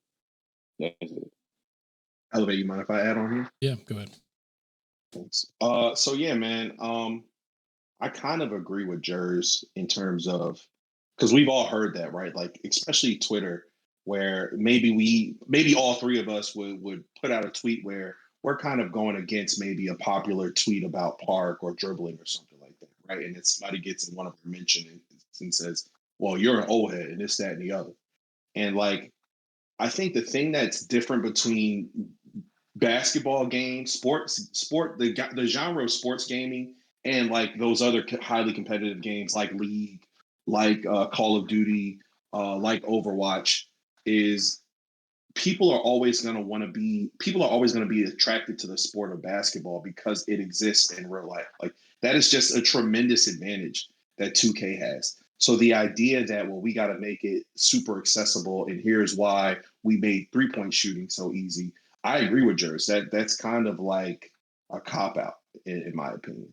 I will say, to the dev team's credit, though, like, just kind of bringing back the point about the adrenaline bars, I kind of like how, they took the feedback from those events, from Community Day, and then they just kind of changed it. Like, I think they changed it in like that first patch or whatever. The first week the game came out, they did like a little minor change on how it worked. And it hasn't negatively impacted the 5-on-5 experience, right? Which I give those guys a ton of credit. I don't think we give them enough credit, to be honest, on certain calls they have to make so that people don't feel penalized, because that was a thing. I just like the idea where it's like, well, if I'm playing and I'm managing my team stamina, Why am I going against a user who's not being penalized because he's not managing his team stamina? Like when you play guys in unlimited, right, who never do a substitution for a whole half. But then I'll have done a substitution, and then my Steph Curry, who has a 95 stamina, will get to the maybe I play him a bit longer in the third quarter, and it's the middle of the fourth, and he's at a 66 stamina, and then I can feel his shot difference. He may not even have a Gatorade next to him, but I can feel that shot difference, which impacts my timing. But then I'm going against another user who's running in a straight line, or let's just say this user's kind of skillful in the spacing, and he's taking advantage of the pick and roll going into the straight line into the rim. Why is he not jumping? Why is he not jumping slower? Why is he not being impacted? Why is that not happening? Like there's a penalization on somebody who's playing within the confines of the rules. And that's the thing I get frustrated about when we talk about kind of these checks and balances that they have to make the game easier. But, and this is the blessing of community and having people like Jersey who, really take time to curate their content. This brother Jersey said he hasn't played a game all week. That's crazy. Or I can't even imagine if Jersey's doing that, that means Kev is doing that. So if you have these people who are putting out this information so that, somebody else can play the game and shorten up their learning time to now take that solution of, okay, here's how to do this on ball maneuver that Jersey made, put out. Now I can put that in my game and learn it. That's something that we didn't have a long time ago. Jersey made, Elevate, noticed, to be a part of that depth of information in basketball gaming on forums back in the day, there was a lot of gatekeeping going on, bro. That's just what time it was, man. You didn't know, you had to find the thread. And if there was a thread, you may not have been able to say nothing. They would have got you up out of there, but at the same time, we have people like Mills. Mills is a legend. Mills has been around. Mills was a part of OS. But even Mills constantly puts out how hard 2K is. Mills is a lifer like us. So there is this thing where people don't know how to play 2K. And, I know you guys heard this because we all been around, but the whole 2K needs to put out tutorials. And it's some of that is true, but their game is so deep. I don't know if that's even if that's a real solution. I don't even know. Because I was watching a 2K TV today to get some VC, and Mike is going through his progression in his tutorial, and it's not super easy. It's kind of deep. He's showing clips of what's happening. He's showing the button presses on the button mapping, similar to Kev's, and it's that's production time that they got to put in, similar to Jersey, similar to Kev with their videos. So you just kind of wonder, is what we're asking for too big and too broad? Because I think when I look at other users and I see people in the first 2 weeks and everybody's just running into a straight line in their 5-on-5, that makes me annoyed personally. It makes me annoyed because it's yo, I'm learning how to play the game. Why am I even in a room or in a match with somebody who clearly doesn't know how to play the game? I don't care if they win, because I'm not necessarily playing every game to win. But this guy I'm playing against doesn't know how to play the game. Why am I matched up against him? That is literal foolishness. That's foolishness, and it's a waste of my time. That's how I always feel personally. And that's a bit snobby. I'm not going to lie to you, but I'm not perfect. That's just how I think about it. But I always look at stuff like that, and it's oh, well, I can't be mad at these users because they don't know how to play the game. And you saw that. So it makes me happy that now we have this unification of the community where, I met a lot of those guys in the park. I met Sin. I met Statistics. Jersey met a bunch of those folks. We got people like All That Jazz. He's in here. He's bringing people together. So as we continue to unify the community, that'll also allow us all to continue to learn from each other. Because the game is really that deep. I can't even imagine trying to play defense without Irv's video. I would have been complaining about paint defense. But think about the cycle. Think about how long that could have went on. Can you imagine not knowing how to contest in the paint in this February of 2023? Yeah. That's a real possibility. There are people that play the game right now. They don't know how to dribble. They don't know how to do any of the triple threat moves. They don't know how to do triple threat cross. All they know how to do is that spin that everybody does in park, and then they're up out of there. That's crazy. You're using one move that may not even be the right move you need to be using in that scenario because of lack of knowledge. Tons of experience because these people know how to play the game. They know how to get their wins, but lack of what to do in the right context. So I really think it's, and this is something Zara was saying for a long time, it's really important that we all continue to put this information out there, because that's the benefit that we didn't have in 2008 and 2009. But in that excuse of accessibility is not enough. If the game is going to be deep because we want it to be deep, then we need to make sure that there are enough deep tutorials, deep teachings, and just kind of, broader discussions about what the game is, so that everybody can feel a part of the conversation and feel a part of this huge world we all operate. It doesn't have to be so segmented where it's like, well, you're my career and I'm this guy and I only play.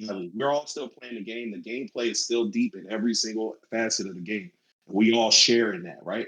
So at the end of the day, we got to continue to make sure we're pushing it forward by, sharing that information and putting that out there. But it is something to think about for sure. It is something to think about when I see people like Mills, who are constantly, advocating, for the casual player. Say what you want about DBG. He's always thinking about the casual player, and what they're doing and how might they be impacted by certain decisions and things like that. In Elevate, I've heard you talk about that too. You brought up a few things. So it's something we all consider, but I do think it is a cop-out when, like Jersey was saying, when we constantly go, well, they're not going to learn how to do that. And it's like, nah, man, they were playing Fortnite 2 years ago. Fortnite, they were building apartment buildings to shoot at someone and throw grenades. That doesn't make any sense. And all I was going to say was really quickly was when I had stepped away from 2K and making content, and I had realized, because I was just playing online, and I was doing well, but it was just the thought of like the experience of I'm literally trying to play. I'm not just playing with skill, but I'm literally right now, playing the game the way it's intended, and this guy is just running up and down the court, and he's able to compete with me. The difference in the score should be much larger than it. This shouldn't be working half the time. This should be working maybe a couple possessions here and there. But what happens is that because we're just now getting to a place where like practicing is starting to pay off again, and that the people who are really learning the game starting to have a bigger skill gap. Now the complaints are going to come in, because for so long players have been used to their way of playing and winning and sustaining that, and that's why when I started doing the sim versus cheese, when I started just showing you like, hey, for those of you who aren't where I am, in terms of the skill, this is how you can go about approaching this type of cheesing. This is how you can go about countering this person. Because as a sim community, I think it's kind of this thing of holding information in as if everybody knows it, and that's why with more of my tutorials now, I'm like, I just did a passing video, right? And a video that I never thought of doing a couple years ago, where I just was like, look, you want to use a bounce pass in the pick and roll. That's something that a lot of people might not even thought of. Like, okay, I know how to do a bounce pass, but do I know when to use it? And so I think as you continue to expand on that, 2K continue to make the game where, people that have access to that information are going to be more rewarded. You're going to have a better experience, and then on top of that as well, the people who've been playing the way that they've been playing casually, they're not going to be rewarded with that as much, and they're going to have to adjust. Yeah, that's definitely something that's it's been holding back my content a little bit, because I've been trying to structure it to give like the base foundation of things. So most of my videos so far this year have been, so part one on mentality, how to think about it, and then fundamentals, and then start layering on top of that. Because of that point where it's like you kind of forget like where you used to be and where you are, and like you take a lot of things for granted. You know what I mean? So that's important, man. I agree with everything you guys are saying. Like the more information that we give them, the bigger option, the better skilled they become, the more enjoyable the experience is. And at the end of the day, that's kind of what I'm after, besides just, enjoying sharing knowledge. But I want my experiences to be better. I want to run into more people that are playing basketball rather than just running in a straight line and doing that, because that's the only way that they can get a win, or they feel they can get a win. If they feel like they can get a win using real, mixing up the moves, mixing up strategy, et cetera, at least, the optimistic side of me wants to believe that they'll do that, Right. So, I know chat's been throwing out a bunch of questions. I know Gristle mentioned way back, like half an hour ago, how we feel about the shooting mechanics, the new shooting mechanics. Without going into like a whole big discussion of it, because I know we've talked about that in the past. Just quick, how do you guys feel about that? You guys like it? Adjustments real quick, super quick. Shooting is fine with me. I know that shooting is an adjustment because a lot of people have been kind of used to taking super close or slightly contested shots, and the fact that the jumpers now will be sped up, based off of the proximity of a defender. I think if you start working the basketball around for more quality looks, more, looks where you have more separation, because that's the key. You got to have a lot of separation this year for you to be a consistent shooter.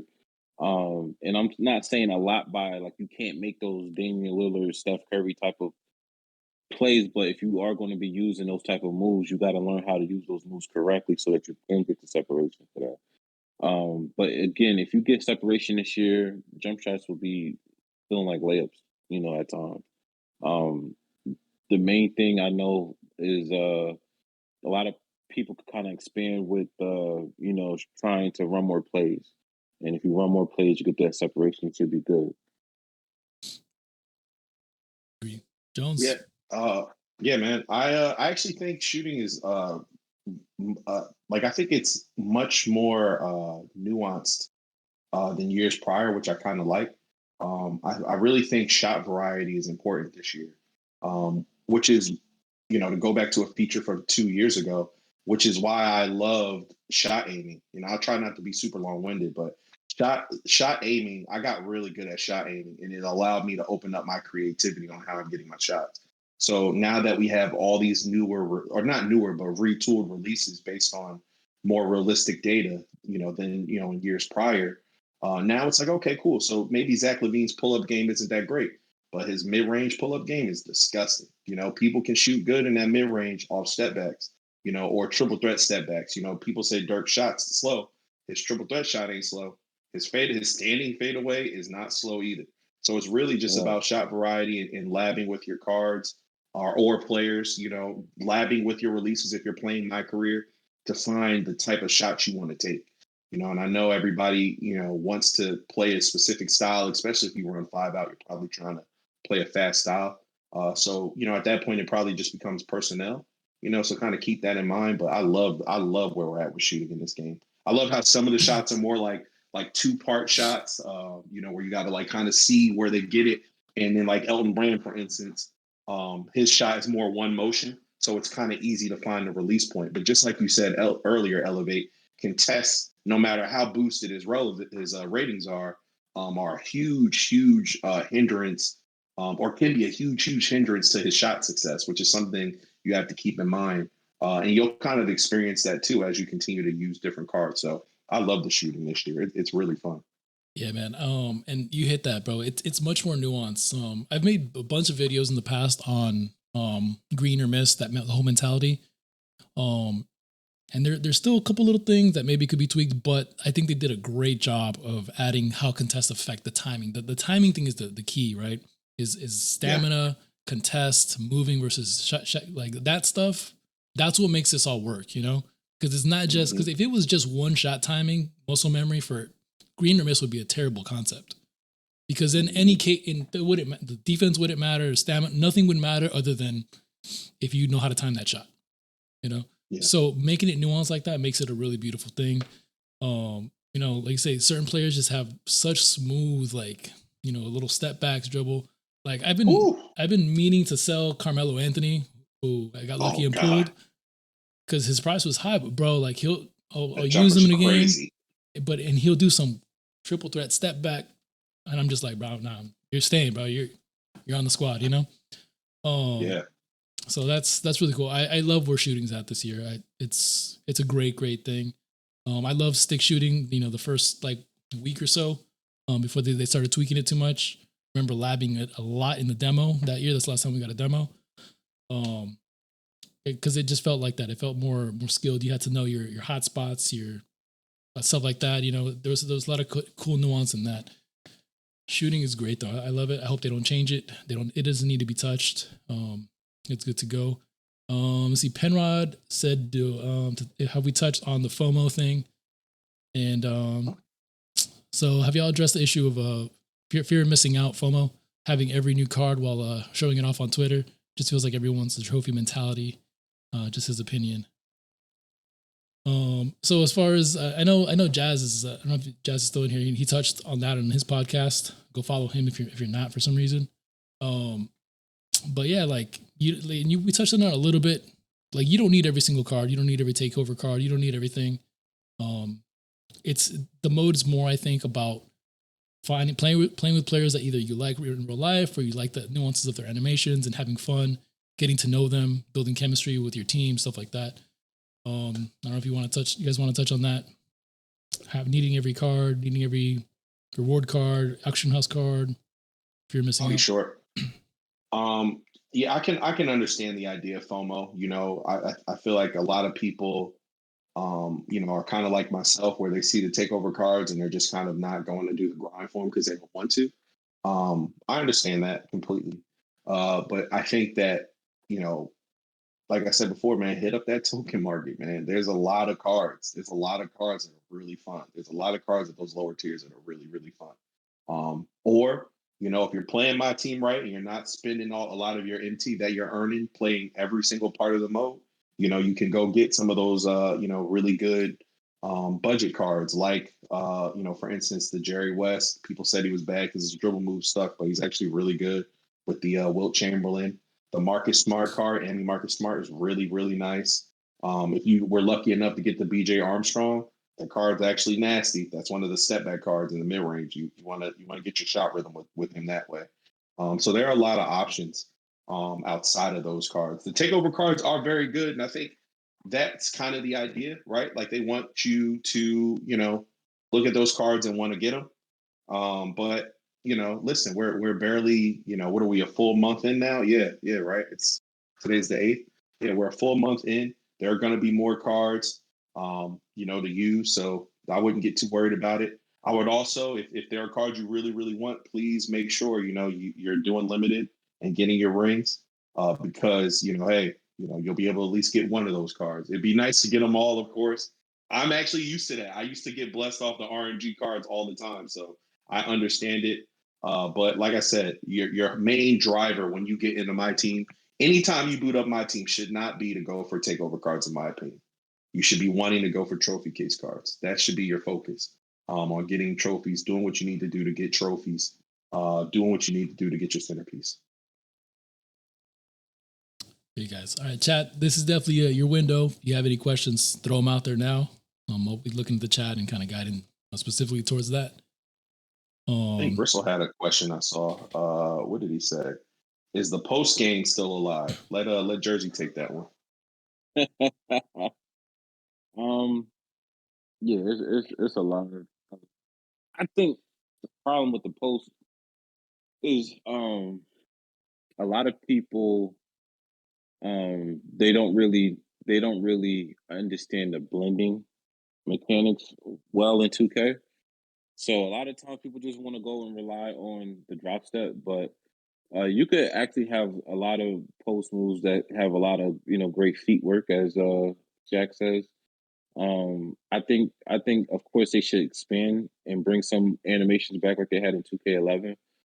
Mainly like, you know, like being able to catch the basketball face up and rip through immediately in one motion. Being able to have you know, just kind of more those face up and back down subtle moves and post shots, exclusive post shots. But outside of that, it's much more fluid this year. So, you know, if you have any type of understanding of the pivot system this year, you're gonna eat. You hear me? You're gonna eat. But yeah, I got like a top 5 post combos video on my channel if you guys just want to see, you know, just some quick post moves that are really, solid for you to use online. It's not super complicated, and that you could get some nice buckets with it. Definitely go check that out, man. I mean, you're killing it, man, with your stuff. So shout out to you. It's great to see you locked in from like the beginning of the year like this. Like it's just really great to have that voice in the community, man. So appreciate you, bro. Thank you. Spontaneous Jay was good, man. He says, how do you take a break and unwind when you need it? I'll answer that first. I don't, man. I just live and breathe this damn game and somehow enjoy it. I don't know. I got to figure that out. You guys give me some ideas, man. I just dive into a mode I haven't touched yet. For me, I've been playing a lot of parks and rec, so I'll dabble with the Jordan Challenge so I can focus on something else.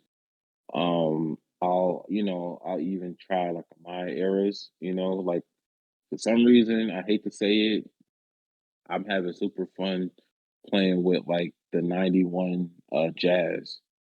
Give Karl Malone his little us curl and everything like that, and you got them in the old school unis and stuff like that. And you play on broadcast, like it's just immersive.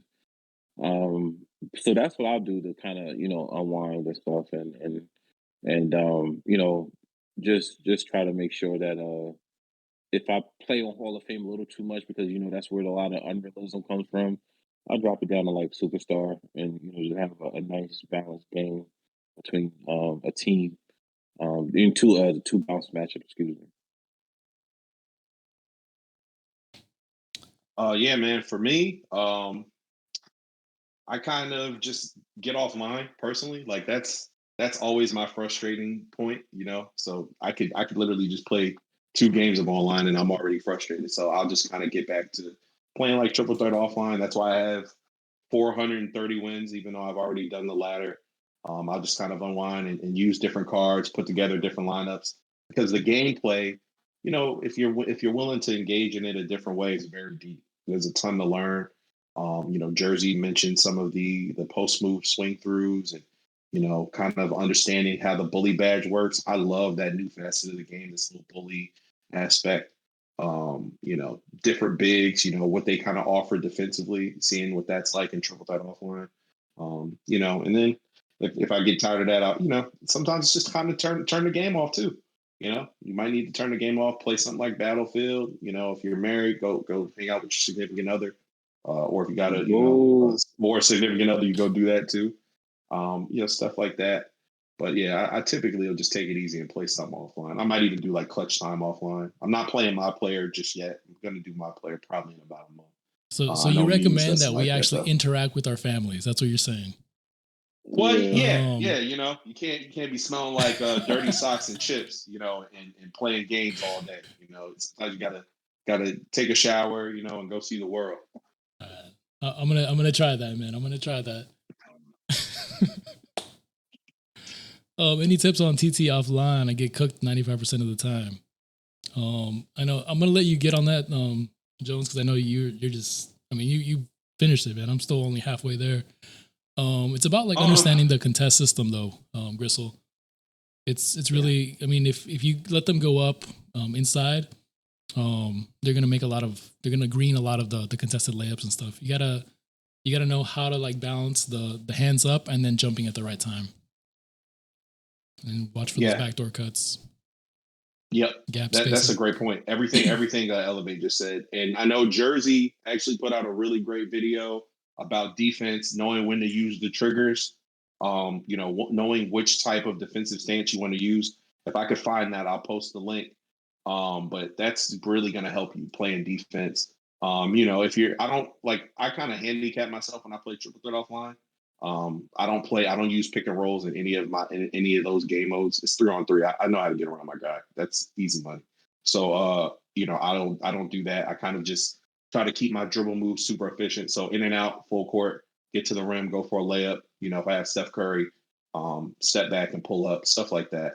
If I have a good one-on-one, maybe I'll send somebody on a wide cut, whatever the case may be. I do wish you had the ability to call for a post up in 3-on-3. You don't have the ability to do that, which kind of stinks. because then that would kind of create that 3-on-3 gameplay, that I want to see more post play. But yeah, man, it's Project Elevate hit it right on the head. It's really about defense, making sure you can stop the CPU. That's probably step one to getting those ladders done. And you guys, I'm going to drop a video on it soon, an updated video on full receiver control, because that's how you get your post-ups in triple threat offline. You kind of just take control, send them down there real quick, and then give them in the post, and then go to work on that. So, I mean, like I said, I'll drop a video on that soon, but that's the way you do that, Jones. If you want to get some more lab work in the post, like from the post position, not cheesing them like backdoor and doing all that stuff. It's just about telling your teammate where to go, essentially. But yeah. Let's see what else is going on. So watch all of Jersey Made's videos so you can get a lead at everything. Basically, just watch Jersey Made's videos, watch Kevin Cruz's videos on repeat, and you're gonna be good, man. You're gonna be good. They'll get It's you. A blessing, y'all. And Jersey Made and Kev, they may not. We've seen this firsthand with Czar. So appreciate these people while you have them, because life changes, man. You never know. Them tutorials might not come so easily. Elevate may not want to do the podcast no more, so take advantage, man. Take advantage. Elevate take gonna advantage. On us. He's gonna come in with gold. He down in Florida. He down in Florida. He don't want to talk to us East Coasters. He gonna have a grill on. You know what I'm saying? Y'all are awesome, man. I've had we did one, behind the scenes. We did one of these a couple weeks ago, but I messed up the recording. So y'all missed it. It was a great conversation. It was kind of the first time we had Kev on, that we really all, talked together for a while. And so that was a really cool experience. And just off the bat, you could just tell, all these guys are just great people, man. Not only are they super basketball knowledgeable, but just like life stuff, just great people, good hearts. And that's what's important to me, man. It's just fostering relations with people that are just good dudes, man. That's it. It's so simple. Life is not that complicated, So shout out to you guys for just being great people. And I'll definitely shout out to my brother Kev Cruz and stuff. I hope that he could be here probably next week or next time we do this. And I don't know how many people are here watching now, but thank y'all for for liking it, because we could have definitely fell flat on our faces, so we appreciate y'all for rocking with us and stuff like that today. Absolutely. Yeah, shout out to the legends in the chat, man. Penrod's been holding it down. He's been posting everybody's links. Appreciate you, bro. Shout out to Gristle for asking questions. JEI. Shout out to Jazz. Shout out to the legend Muse. You already know what time it is, man. Shout out to y'all for rocking with us, man. Muse. But I gotta get ready because I gotta do my weekly stream. Yeah, Jers will be on stream on YouTube, guys. So right after this ends, go hop over there. There'll be streams. Spatial too, man. Yeah. I've been really enjoying your stream, Spatial. And you've been streaming a lot during the day when I'm kind of like doing my kind of like grinding and stuff. So it's been great to just chill out, listen to you guys talk and interact a little bit while I'm doing my thing. He's such a natural streamer. Like I was telling him the other day, I'm like, you have such a talent for this for somebody that's just starting out. And, and I'll be checking his stats as well. So I'm seeing him growing at the rate that, you're supposed to be growing as a smaller YouTuber, initially. So he's only going to get better, and in terms of that, but like he's such a talent. Like I think he underrates himself. So I just want to give SpacialJones his flowers right now. For sure. Y'all, both of y'all to keep doing y'all thing in a team space. We need more of y'all sim heads in my team, for real. I appreciate that, man. Thank you. Thank y'all for stopping by. And like I said, man, the Jersey, I said this in one-on-ones, but, Elevate too. I'm watching y'all, learning a lot. Elevate, I see the care you put into your content, Jersey. I see the amount of time and effort. And I'm glad, that we're all getting close with Kev and being able to see the payoff that you guys are having for your hard work. I know it's a long road for the both of you. You two Elevate, so I don't take it lightly when y'all give me compliments. I really appreciate that, man. And yeah, it's been fun. I'm looking forward to growing and getting overlay and stuff. I do not stream on Twitch. I stream on YouTube. So check me out there. You know, I'm trying to follow the steps of Czar, be on YouTube. But check out our boy Elevate on Twitch. Everybody, please subscribe. I know y'all see that sub button, man.